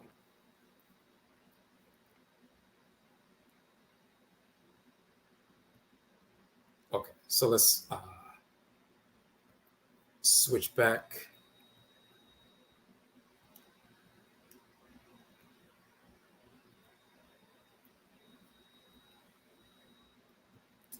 And it's only a couple more parts of the spirit body. So that's the Hati, the heart-lung complex.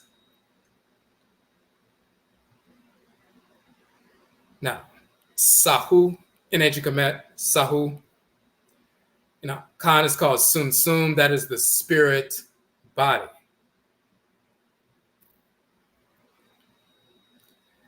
Sa or Sahu, the form of a man that exists in heaven, the spirit body. In Akan, that's the Su, which is reduplicated to Sunsum. That's the spirit body. Now, when we talk about the spirit body, it's no different, as we said before. You have a physical body, and then you have a bunch of different organs that are contained within the physical body, and your physical body holds them all together. If you saw someone clairvoyantly, you see their spirit body. And within the spirit body, if you saw clairvoyantly, there's a radiant force in the head region. There's a radiant forces in the chest region, radiant forces here and so forth. Those are the spiritual organs within the spirit body. The Sahu is the spirit body. The Ba or Ba'et, the spirit or divine living energy, is the solar fire that fills out and permeates the entire spirit body. So there's a difference between the spirit, the divine living energy, and the spirit body or container. We can call it the spirit body or the spirit container and so forth. In ancient Kemet, we call it the Sahu. That's the spiritual, the entity that is the spirit body. In Akan, it's called Sunsum, the spirit body. So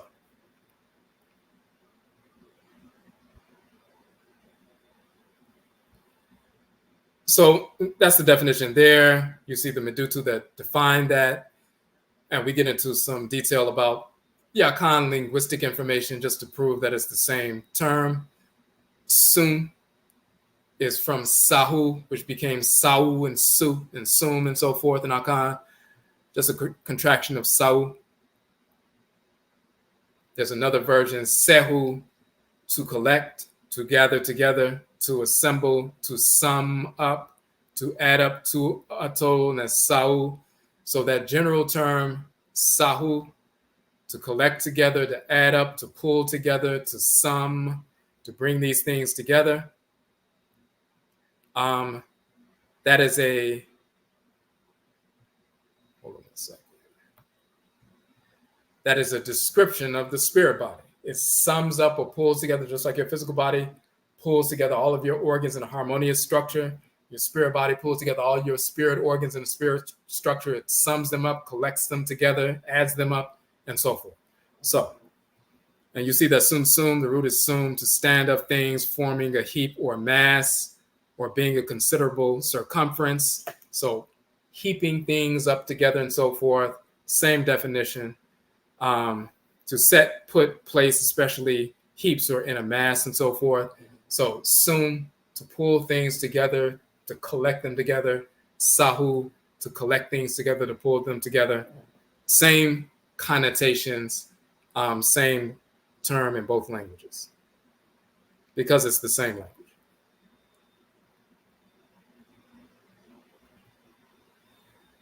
And you'll see the term Sa with the bolt, which is the horizontal bolt, which is the S, the forearm with the open palm, which is the Ah sound, the twisted flax, which is the H sound, the coiled rope, which is the U, and then the symbol of the seal is the determinative symbol, but also a determinative symbol of the mummified figure, talking about this is the spirit body, Sa being the spirit body. And you also have this notion, a related definition of Sa, holding, possession, landed property, estate, allotment, homestead, vicinity, environs, neighborhood, property. And once again, that's a perfect definition of the spirit body. That's the homestead. That's the property. It contains, it's your environs, your vicinity. It contains all of your organs and so forth, your spiritual organs and so forth. It's the homestead for the different divisions of your spirit. All right, so let's switch over. Now, we just touched on this briefly, but the aura and shadow, the term for aura in Kemet is Khaibit. Shoot is one of the terms for a shadow or shade and so forth. So you have this radiant energy. We just saw an image of the radiant energy, the magnetosphere surrounding you and so forth. So the electromagnetic field, but also the energy within that electromagnetic field, that is the Khaibit, the aura, that one can see clairvoyantly, and also the shade or the shoot and so forth, the shadow. So Khaibit or Chaibit or Chaibat in Akan, Kyiniba is the term for umbrella. You'll see the symbol of the Khaibit or Chaibat is the little umbrella structure and so forth. You'll see the little shade structure. So you'll also see the solar disk. So you have a radiant, vibrant, shining aura similar to a rainbow and so forth. So that's the little shade umbrella symbol. But you also have the term, the solar disk, circle with the dot in the middle, that shining, vibrant aura. But you also have this notion of the term shoot, which also is related to the shade symbol, because when you have a shade, of course, when you block out the sun, then there's a symbol, a black structure that represents your shadow, but our energy is projected in that shadow structure. So there are ritual practices where people try to capture the shadow of the individual and pollute it with negative energy and so forth, and we protect the shadow and all of that. But the shadow, once your energy is projected into that shadow form, it's a spiritual entity in and of itself as well. So this is why, and in Akan, Sunsuma is the term for shadow, whereas Sunsum is the spirit body, Sunsuma is the shadow or quote unquote shade. You see the term soup means egg and so forth, but this is a shadow or shade or shoot in ancient Kemet emerging from the shrine. The ba bird is flying that's going to illuminate the shadow and so forth. There are an entire texts and rituals in ancient Kemet and texts in the Runu Pert Imheru, so-called Book of Coming Forth by Day, Coming Forth. It's known as Book of the Dead, invoking the spiritual entity, the shoot or the shadow, invoking that spirit so the ba can reconnect with the shadow, with the shoot, to illuminate and put that energy back and purify it. So your shoot or your shadow can be purified. So when it reconnects with you, you have a purified shoot or shadow, as opposed to one that's been polluted by other individuals' negative energy, wittingly or unwittingly. Through ritual, someone tries to pollute the shadow so it affect you negatively. Or someone will lay something, someone will lay a track and so forth in the Hoodoo tradition. So when your shadow crosses that track that they laid, that Hoodoo track and so forth, your shadow picks up that negative energy and then it gets inside your spirit body and causes you illnesses and all kinds of things. When people talk about shadow work and shade work, really don't know what they're talking about, because if they're not invoking that spirit, that division of the spirit called the shoot, and purifying that entity through invoking the ba or bayat, if you're not invoking the ba and bayat to purify your shoot or your shadow, which is another spirit entity, so you have a purified shoot or shadow, then all this notion of shadow work is nonsense. They have no clue that it's a separate spiritual entity that's infused with the energy of the ba and bayat. But if you don't know you have a ba or bayat, then you don't know its interaction or interfacing with the shoot. You don't know the interfacing of the ba with the ka, the ba with the Aakhu, the ba with the ab or Hati, and so forth. So that's why, again, like we said in the beginning, it's important to properly define the different aspects of the spiritual anatomy, just like it's important for you to define the different parts of your physical anatomy. What is the liver? What are the lungs? What is the heart? What is the brain? What is the thymus and spleen and pancreas? And what are their roles and how do they interface with one another? And if I have a deficit mineral-wise in the thyroid or parathyroid or the spleen and so forth, I know what vitamins and minerals I need to take in order to erase that deficit to balance myself. Because you know the different parts of the body and how they work together.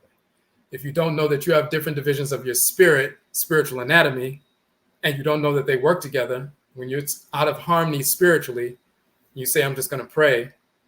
You don't know if your ba is out of harmony, or you're out of alignment with the ba, or you're out of alignment with the ka, or you're out of alignment with the Aakhu, or the Hati, or the Shut, or the Khaibit, and so forth.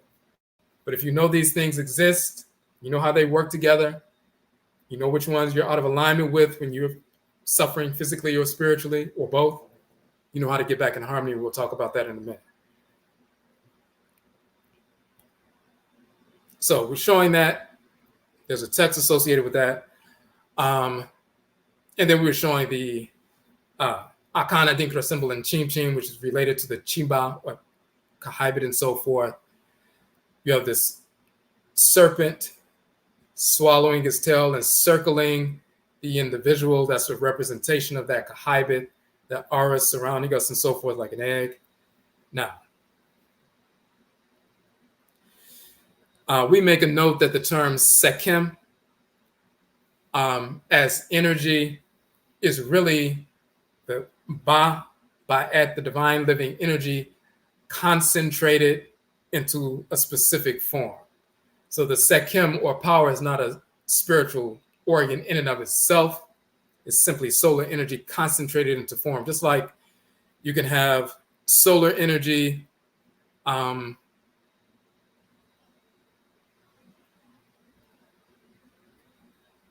can have solar energy just shining, on Earth and so forth.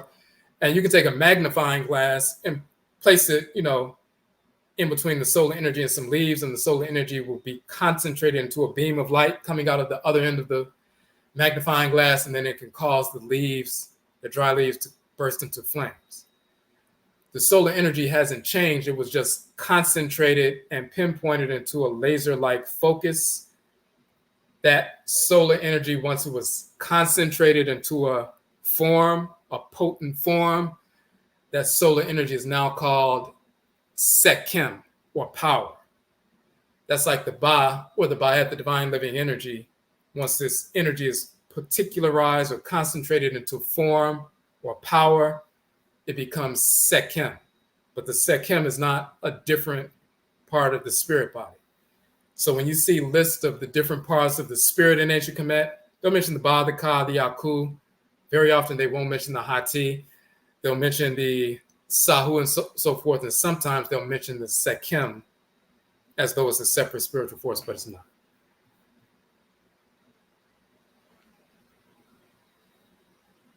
And we can prove that in the Akan language as well. And the final piece is the Su in Akan. That's the Sahu in ancient Kemet. That is the essential nature of the person. What is your essence? Even the word essence comes from esse, and esse comes from se, or sewi in Akan, or in ancient Kemet, preserved as Su in Akan and so forth. In the Amharic dialect, you'll see the Amharic right here. It's pronounced sawi, sawi, but also sewi. That sawi is sa in ancient Kemet, or sawu in ancient Kemet. It's Sahu becomes Su in Akan, and so forth. But it's if you look at the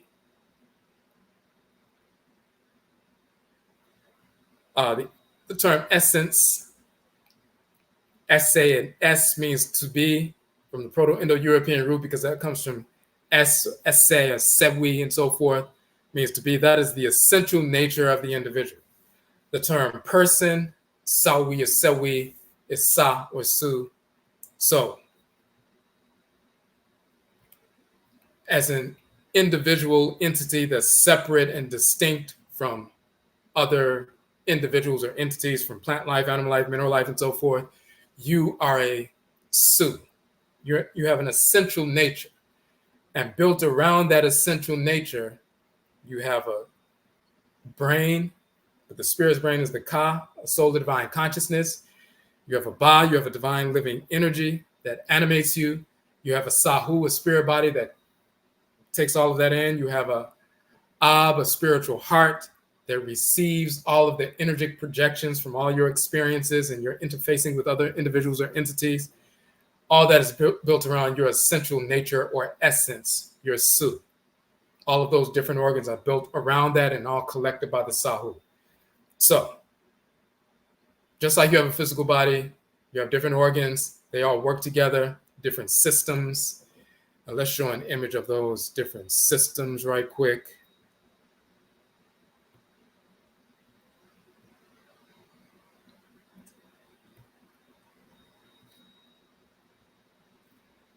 On our Akradin Bosom page, we talk about the solar, lunar, and planetary bodies that govern the 7-day week. The divinities we are named after in our Akan tradition.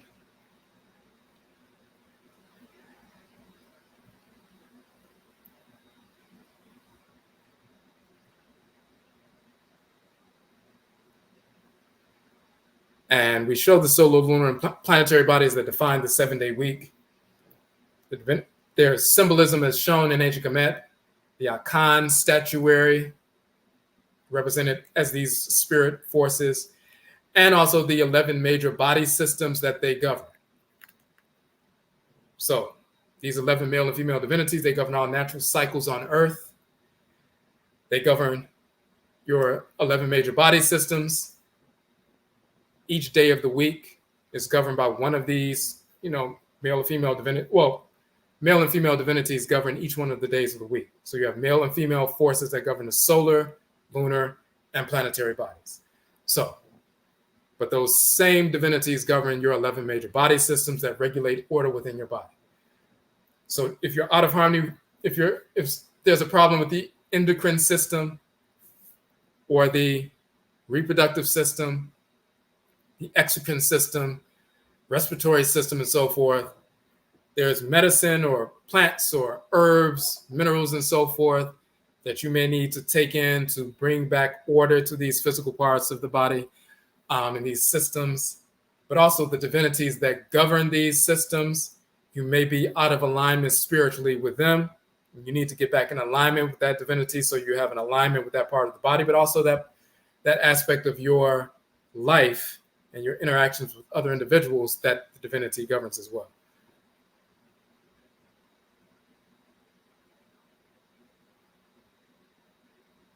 Okay, so that is the spiritual anatomy.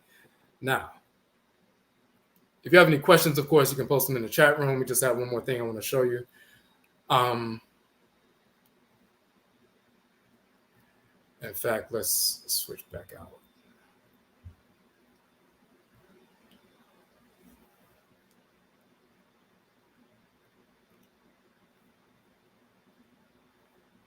Okay, there was a question in the chat room.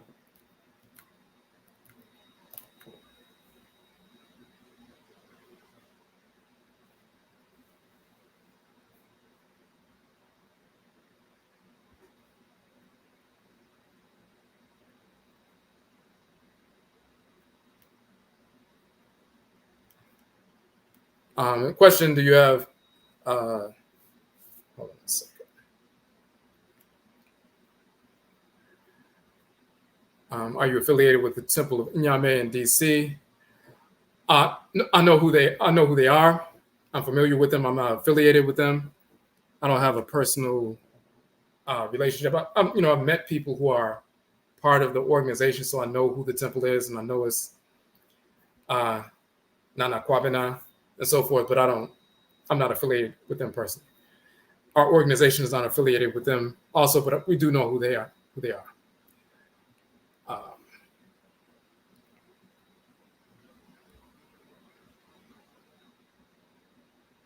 Okay. Okay. Any other questions? You can post them in the chat room.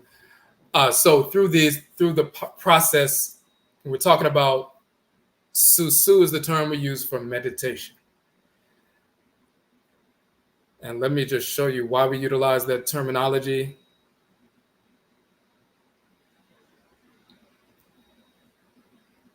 And it's through that ritual process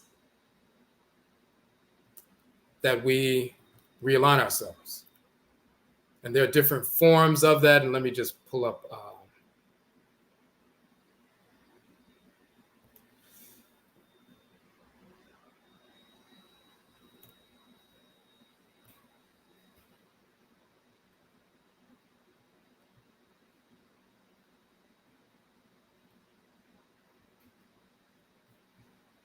And for those who are unfamiliar, if you haven't seen this in a different live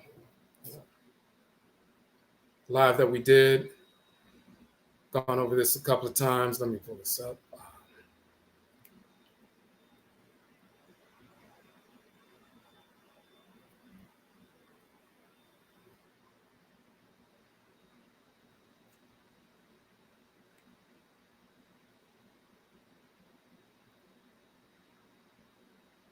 Okay, so we use the term SUSUW, of course, and when we look at the Akan term, the ancient Akan term SUSUW, it means to measure, also to think, suppose, presume, to think on, reflect upon, to meditate, consider, also to sound, to search or measure the depth of, to calculate the capacity of, and so forth. So that is the term for meditation, to calculate the capacity of, to measure the depth of, but to measure, to contemplate, to reflect upon. The root of SUSUW is Su, of course, and then Su in the ancient language of ancient Kemet, Su means to measure.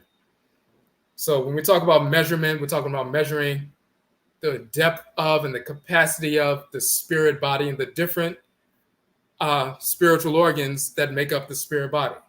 You're measuring their capacity. You're measuring their relationship with one another, their energetic expression, and so forth. That's what you're doing. When you're assessing something or tuning into something or contemplating something, you're engaged in a form of measurement. What's taking place? What is the nature of this energetic expression I'm feeling, and so forth? That is a form of measurement.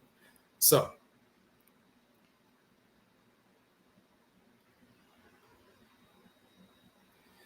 and then, of course, we show the the etymological origin of meditate, the root coming from med in Proto-Indo-European, and that means to take appropriate measures. So, of course, even with them, their definition of meditate means to take measure, but even the root med from the Proto-Indo-European language family is stolen from ancient Kemet because the term meh means the cubit, that is the central unit of measurement in ancient Kemet.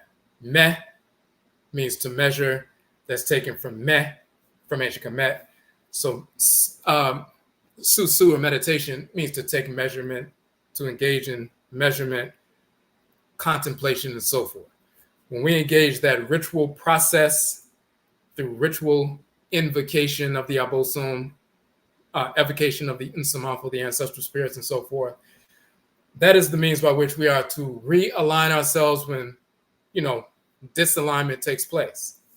When there's a disalignment from the Ka and the Ba, the soul and the divine living energy, because we're not in alignment with that energetic expression. There's disalignment from the ab or the heart. You're picking up or holding on to other people's energetic projections. You're not purifying and burning out those impurities. You're holding on to that, degeneracy and so forth. And so then you end up holding on and projecting other people's negative projections, opinions, false ideas. Then you begin to operate based on that, and you create more disorder in your life. The way you purify or purge all of that out is engaging in the form of SUSUW meditation, but SUSUW can take different forms. Ritual dance is a form of SUSUW. Ritual movement is a form of SUSUW.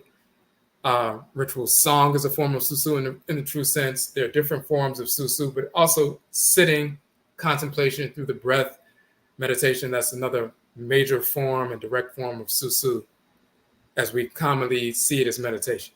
So let me switch back over.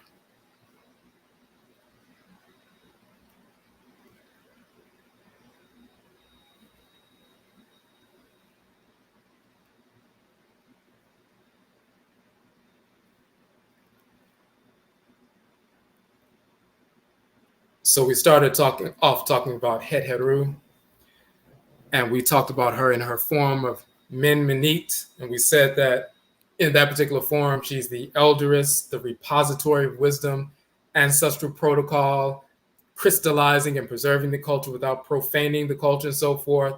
And when we invoke her through SUSUW, through meditation, invoking her as Min Minit or Min Minua, that ancient elderess, she's the one who will pull together. We talked about her fusing together complementary opposites, fusing together different sounds and forms and movements and so forth for creativity, but also for healing. Just like she can pull things together in a harmonious fashion to create brand new things, scientific innovations or artistic creations that will benefit the community. She also pulls together, fuses together different forms of plant life and mineral life in a harmonious fusion for medicine to heal. Also different ritual forms, ritual practices, whether it's pouring libation or ritual song, ritual chant, ritual drumming, ritual dance, ritual prayer, fusing together these different things, the words to make up a prayer, the chants to make up a ritual song and so forth, the ritual movements for dance, fusing them together in a healing capacity to realign us with order.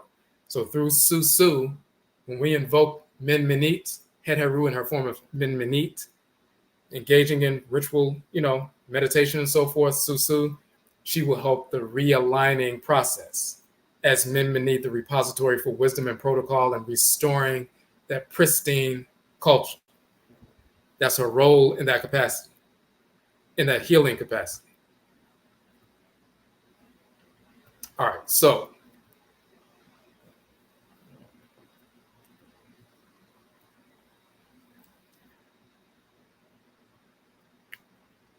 we mentioned this also in the description for the broadcast. So our SUSUW meditation instructor certification. So you can be certified as a SUSUW instructor, as we call Odwirafo. Odwirafo means instructor. So you become certified as a meditation instructor. The next course is beginning August 5th. That is a Wednesday night. No, I'm sorry. That's a Monday night. So it's Mondays, August 5th through August 26th. Once you complete the instructor certification course, then you receive your certification certificate and so forth. And then you can take that to different places of employment or schools or after school programs or human services agencies, group therapy in hospitals or, mental health, facilities and so forth, women's shelters, places of employment when they bring people out, they'll have seminars and they're going to deal with work productivity and enhancing productivity. And they bring someone out to teach a meditation session or conduct one for 20 minutes or 30 minutes. And they typically pay about $100, $200, $300, depending on the organization, for you to come out and teach a session or conduct a meditation session. You introduce what SUSUW is in an introductory fashion. You're not teaching them ancestral religion, but we're talking about SUSUW in the context of tangible, immediate benefits for the individual. So if they need it for, enhancing productivity at work and reducing stress and anxiety, you conduct that session, they'll pay you a couple $100 for that. If you went into a school and they're utilizing it for youth to keep them focused in the morning, so you conduct a 15-minute session and they'll pay you once a week or once every other week to come out and conduct that with the youth at the school or the after school program. Or if there's a human services agency where they're teaching drug prevention, or they have people who are, have a mental health issue and they have group therapy. They want people to help reduce their anxiety. So they bring someone out in their group therapy session. And before they get into the therapy, they say, hey, we want to bring somebody out, do a quick 15 or 20-minute, meditation session. They'll pay you a couple of $100 to conduct that. So some people do it for, part-time work.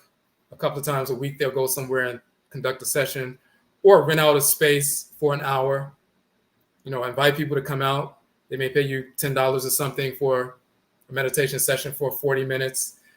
And you can, have 20 or 30 people come out and you can generate funds, but you're also teaching people at the same time. But if you look at the flyer here,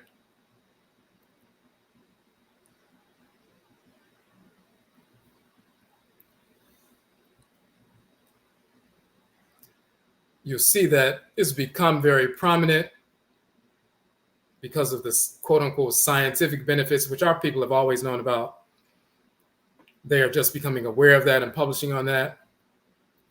But when you go to a place of business, shelters, schools, community organizations, a cultural event where they may have a Kwanzaa event and they want somebody to conduct a session before they get started, enhancing learning outcomes, regulating behavior, overcoming anxiety and depression, rebalancing hormones, lowering blood pressure, reducing stress, regulating weight loss, overcoming addictions, developing discipline, maintaining focus to overcome obstacles and short and long-term goals and so forth. Those are the things that are the immediate benefits for the average person for SUSUW. And that's what we go out and teach, and you'll be certified to do that. Most places want a specific credential in order to pay you to come out. So when you have our certification, you have that credential. Some places do it by word of mouth. They don't ask you for a credential, but most places want to see some form of credential before they, contract with you to conduct a session. And this is why we provide that service. So the next course is beginning Monday, August 5th, a couple of weeks. You can register for that. We have a split payment option. You can make a down payment to preserve your spot and then pay the balance in a couple of weeks. We also have, let me pull that back up. For those who are subscribers to us on the YouTube channel, or you're on a Patreon group and so forth, we have the referral fee option. And the other day, we did a live where we were talking about a different expression of Heteru, but we also talked about the referral fee option. So the referral fee option for our subscribers, something that we're offering our subscribers. And let me pull that up right quick.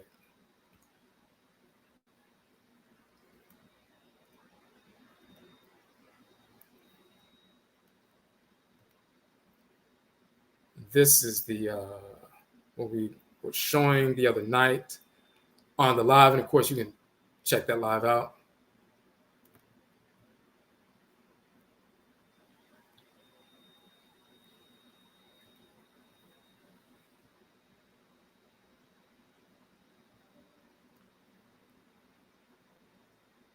Hold on a second.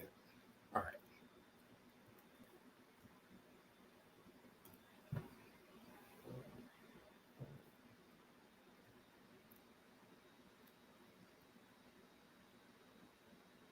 So we just did this live on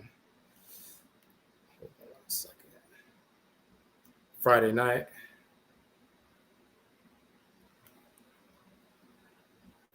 Okay, so Heteru Nehesido and Nkoso. And we were talking about her expression as Nkoso and what that means, and that expression of Heteru's energy and so forth. But also, you can receive $100 as a referral fee simply by referring people to our course. Whether you take the course at this upcoming course on August 5th, or if you're not ready to take the course yourself at this particular time, but you do know people who are interested in learning SUSUW meditation and becoming an instructor so they can, become entrepreneurial, get paid to teach that. They're benefiting the community, but also, engaged in self-employment. If you know somebody who is interested in that, you can refer them to our course. When they sign up for the course, when they register, once they register, we will forward you your $100 referral fee. So when they pay their fee, we'll simply Cash App you or Zelle you or PayPal or Venmo, whatever your preference is, that the fee. And we have that offering for the people who follow us on Patreon, on YouTube, and as well as Instagram, our subscribers and followers. This is a way to, it's also an economic empowerment for the community, but it's also because you can reach people that we don't have access to at the time, or we don't know exist, of course. Because you reached them and they came to our course, you're the reason why they came to the course. So, we respond or return the favor basically by giving that referral fee. So if you refer one person, once they register, we will send you the $100 fee. If you refer 2 people, we'll send you $200. If you refer 10 people and 10 people take the course, we're going to send you $100 per person. So you get $1,000 for referring those 10 people. So whether you take the course yourself or you're not ready to take it now, you can still receive the referral fee. So this, even in and of itself, is a form of, self-employment. You're functioning as a consultant to reach out and, capture people who are interested in this kind of content. And you can generate money for yourself as a consultant, as well as benefiting the community. The only stipulation is that we only teach Afurakaini people, African Black people. So whether they're Black people from America or the Caribbean or the continent, wherever we exist, all Black people are Afurakaini people, African Black people. But we only allow our people to register. We only teach our people. So the European or Asian or white, Hispanic, and so forth could not take our course. They would not be allowed to register. We're empowering our people with the information, our people with this economic opportunity to become certified, our people going out to our people in our various communities to empower our people, help our people heal and so forth, bring balance to themselves individually and in the family and community, but also through economic empowerment. We're only focused on empowering our people. So these referral fees will only go to you, to our people. The class is only for our people. So, but that's it. That's the information we wanted to share. Any questions, you can post them in the chat room before we check out.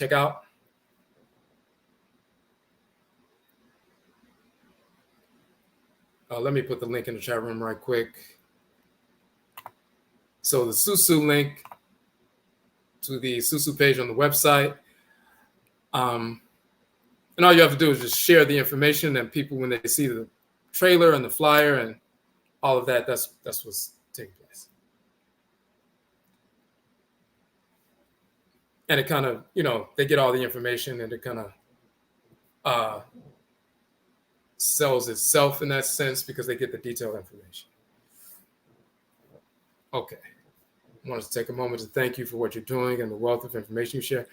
We appreciate that. Medase, and Medase in Akan, Medase means, it literally means, Medase means, Me means me, Da means lie, and Ase means base or foundation. So Medase is the English translation for thank you, but it means I lie down before you. So that's the way Akan people, I lie down before you or prostrate before you and so forth. But that's whenever you hear us say Medase or Yedase, meaning we thank you, that's what we're saying. But Yedase, we appreciate that.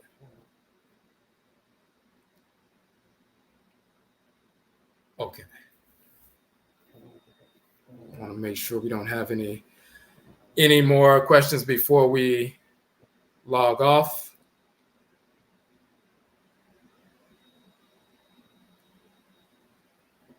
Okay, Yeni Aseda. And then, so Merase means thank you, and then Yeni Aseda means no need for thanks, but it means welcome, but no need for thanks because we are one. So that's what Akan people, Merase means thank you, I lie down before you. Yeni Aseda means no need for thanks because we are one, but in English, you're welcome, basically.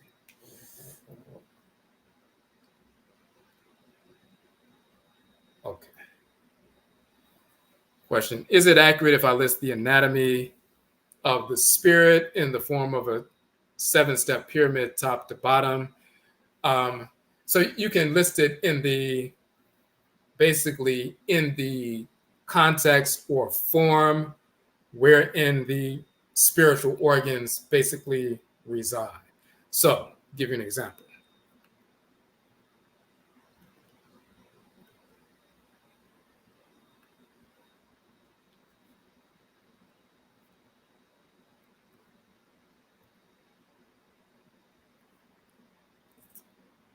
So this, okay, I'm going to switch to the other page on our website.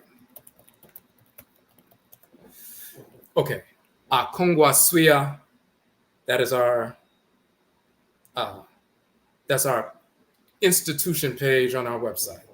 So that is the institution AKONGUASUA within Akwamu Mana Maruka Atifimu, the Akwamu Nation in North America.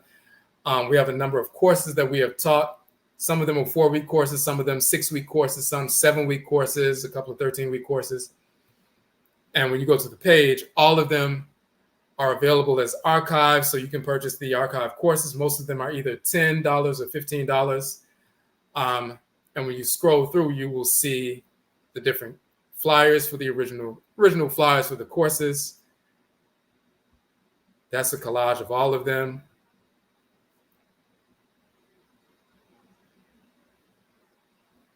So, for example, we just finished a couple of months ago the Akradim Bosom course. So it was 2 6-week courses, parts 1 and part 2. And we went through all of the 11 divinities, 1 per week and so forth.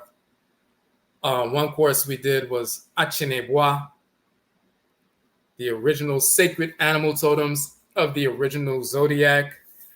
So the animal totems for the deities of Kemet, where they stole these symbols, like the bull is Patamin, and the twins are the male and female divinities, Shu and Tefnut, and Banajedet, the ram divinities, where they stole Aries from, and Sechimas Ophiuchus, the serpent bearer, Neat, the Sagittarius, the archer, Kunwemu, the flathorn ram, is so-called Capricorn.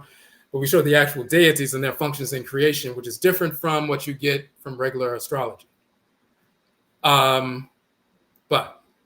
So you see, we did a number of different courses. The Aperu, Hebrews never existed, showing that the Hebrews are a fictional group that never existed. All the characters in the Bible and Quran and so forth are fictional characters who never existed of any race or of any form whatsoever. One of the courses that we did was the Ankh Kara course. And in that course, we went through in detail our book, Ankh, the Origin of the Term Yoga, Kara Kasa, Origin and Nature of the Chakra. And you see that we showed the solar, lunar, and planetary bodies here in the proper order with regard to the Kara Kara, so-called chakras, but in ancient Kemet, Kara Kara. So you see that the deities that govern them, Nana Ajwa, governing the moon, and Afia, had Heru governing Venus, and Benna and Abena, which is Heru Bedeti and Sekhmet governing the planet Benna and so forth, Yao Ya and Abba. So we show that and so forth. But just like we showed that, crown chakra, third eye, throat chakra, heart and lung complex, solar plexus, sacral, and, root and so forth. But we showed the actual deities from Kemet that govern these regions, and we put them in the proper form. The same thing is true with regard to the divisions of the spirit. So, for example, when we talk about the Ka, the soul, the divine consciousness, the divinity in the head region, we showed earlier that the Ka is placed on the head,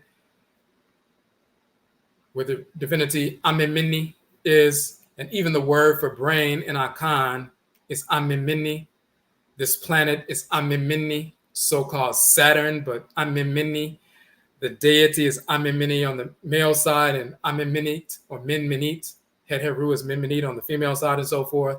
When she's possessing the planet Amini, when she's possessing the planet Afi or Venus, she's in the sacral region, which is the region of the fallopian tubes, of course. But but that's where the Ka, soul, divine consciousness is.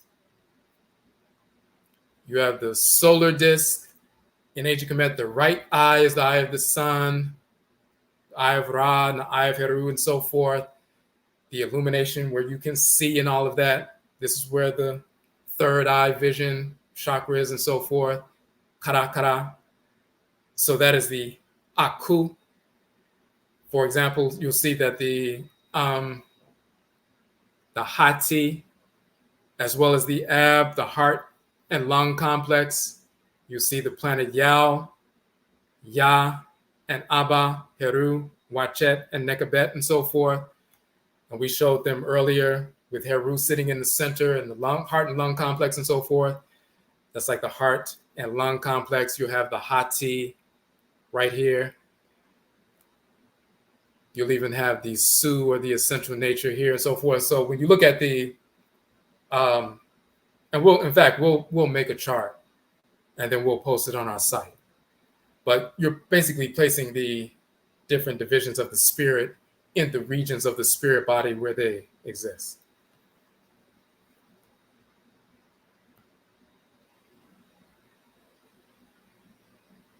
Okay.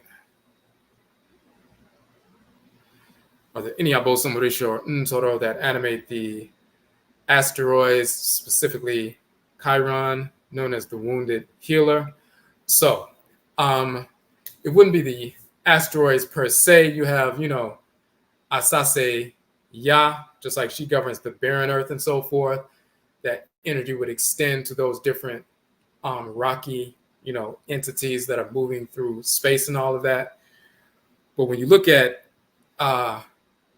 Chiron, for example, let me see if I can find this article real quick. I don't want to take too long. Let's see if I have it up. I'm gonna see if I have it up as where I can access it quickly.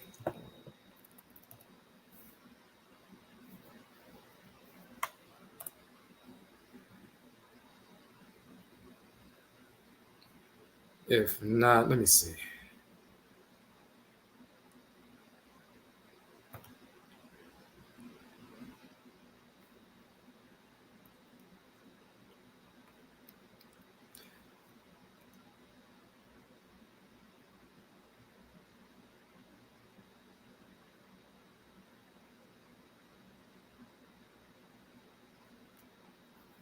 Okay, so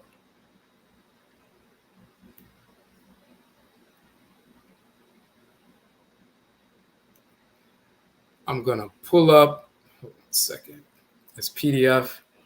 This is from one of our classes.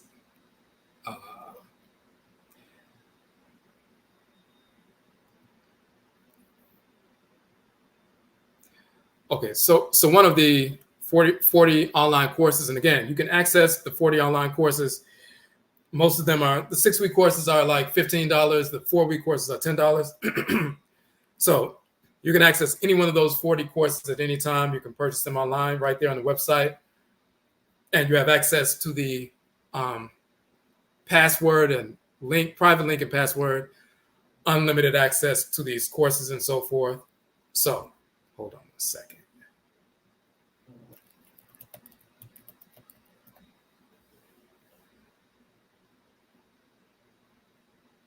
Okay, so there's a couple of things.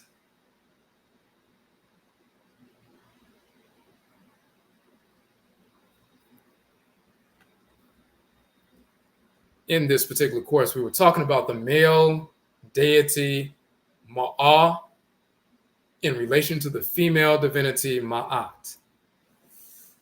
Now, most people have never heard of the male deity Ma'a because, we're following the whites and offspring, and we haven't done our own research, but the male deity Ma'a, who governs divine law and creation. The female divinity is a female force of divine law and creation. Without Ma'at, creation doesn't exist. That a male and female force of divine law in creation, the expansive pole of divine order. So, their names spelled in the Madutu. So we're proving that the deity exists because many people didn't realize he exists. But he is also called Karan, the divine ferryman. Amongst the Greeks, they call him Karan, the ferryman. He's the divine ferryman in ancient Kemet. He's called Chawi and so forth. That's one of his titles, as the one who governs that divine ferry boat that ferries the spirits across the waters and so forth. And there becomes a confusion between, in fact, I'm gonna pull up one more document with regard to that, just so you can see it.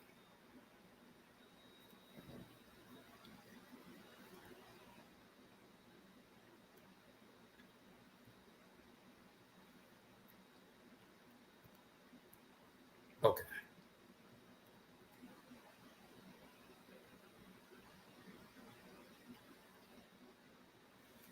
So this is him right here. He's also called Ma'ahaf, he who sees behind him and so forth. He's in the ferry boat and all of that. But that's the male divinity, Ma'ah.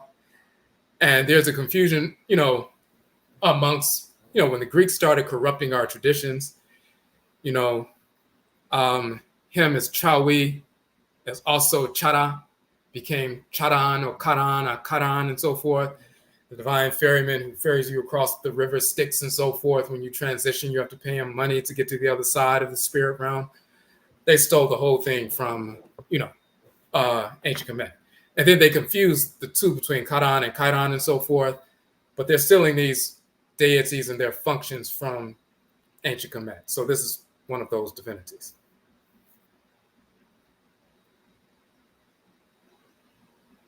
But we can get, when you look in the different courses, many of those courses, when we're talking about different divinities, we're showing, where the quote unquote Greek divinities, as well as the fictional characters in the Bible and Quran and Talmud and so forth, as well as Buddha, another fictional character, Muhammad, a fictional character, where these characters come from. And we show the original divinities in comparison to the fake ones.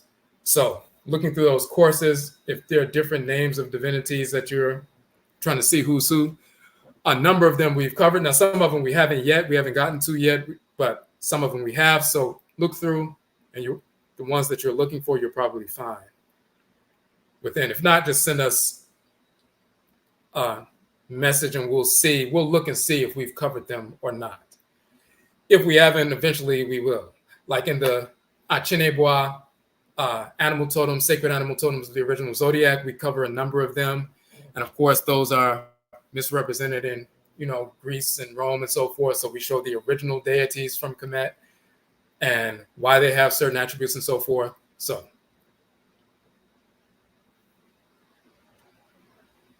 okay.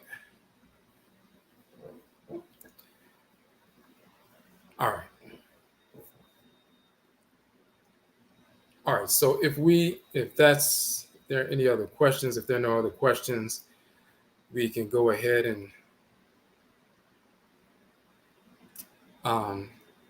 sign off. But we once again, hold on a second.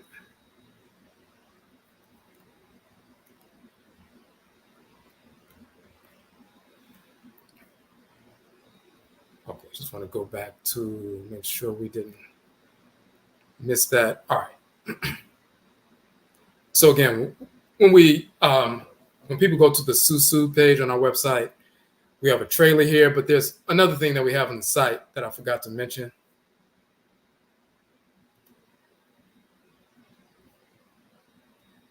So this is what we have. All right. That's the trailer, the referral fee information.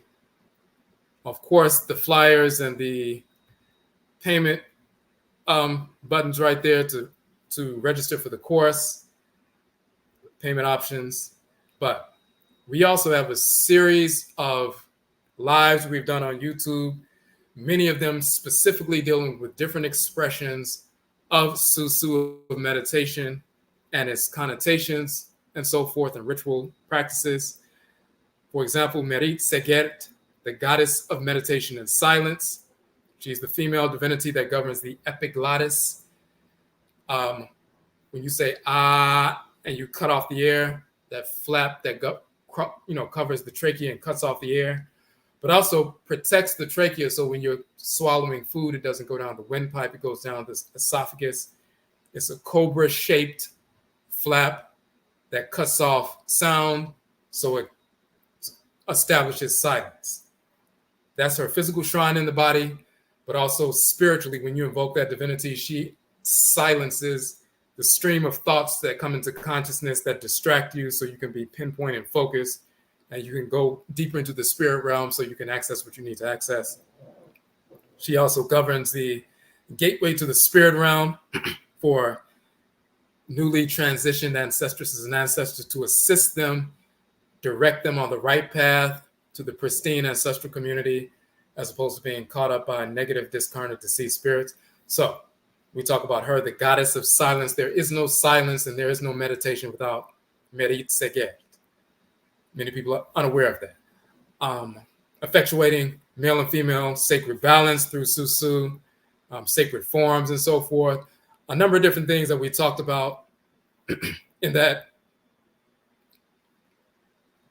over the past, month or so.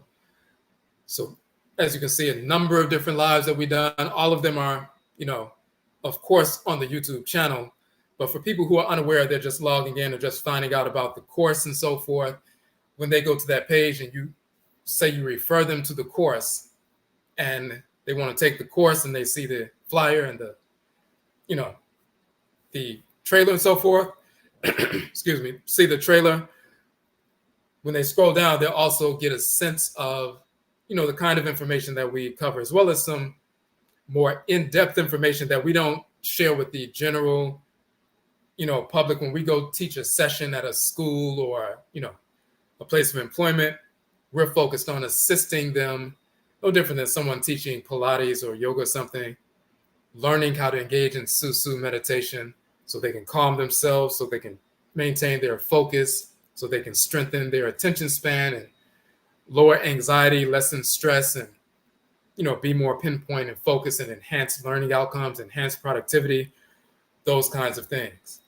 Now, if some of those individuals, after you teach that session at their school or at their job or at a community center, they want to learn more information about cosmology and language and ritual practice, then you can engage them and show them how they can access that kind of information. But in general, we give people the basic introductory approach and the tangible benefits that they can experience immediately. Lowering stress, anxiety, enhanced outcomes, and all that kind of stuff. But when you're referring people to the course and they want to know more detailed information, when they scroll down on the page, they have access to all these various lives that we have done. And even as a new individual who just got turned on, if you turn someone on and you say, hey, there's a certification course coming up, if you would like to, take it, you can take this course, here's the page. But they themselves also, you can let them know if they refer someone to our course and the person, registers, then we will send them a $100 referral fee. So if you send out an email now and somebody reaches out to you and says, hey, I just signed up for the course, you just let us know and we'll send you the $100 fee today. Or tomorrow, if you get a couple of people, As soon as they make their payment, we'll send you the payment. So, all right. All right, so we're going to go ahead and end it here. Yet I say we thank everyone for tuning in. If you have any questions, of course, reach out to us on, via the email associated with the account, with the course and so forth. Or we're also on Instagram, Twitter, Facebook as Odwirafo. Also Kwesi Akan on Facebook, but also Odwirafo. And again, as well as TikTok also. So again, yet I say we thank everyone for tuning in, and Yabesha Bio. We will meet again. That's it.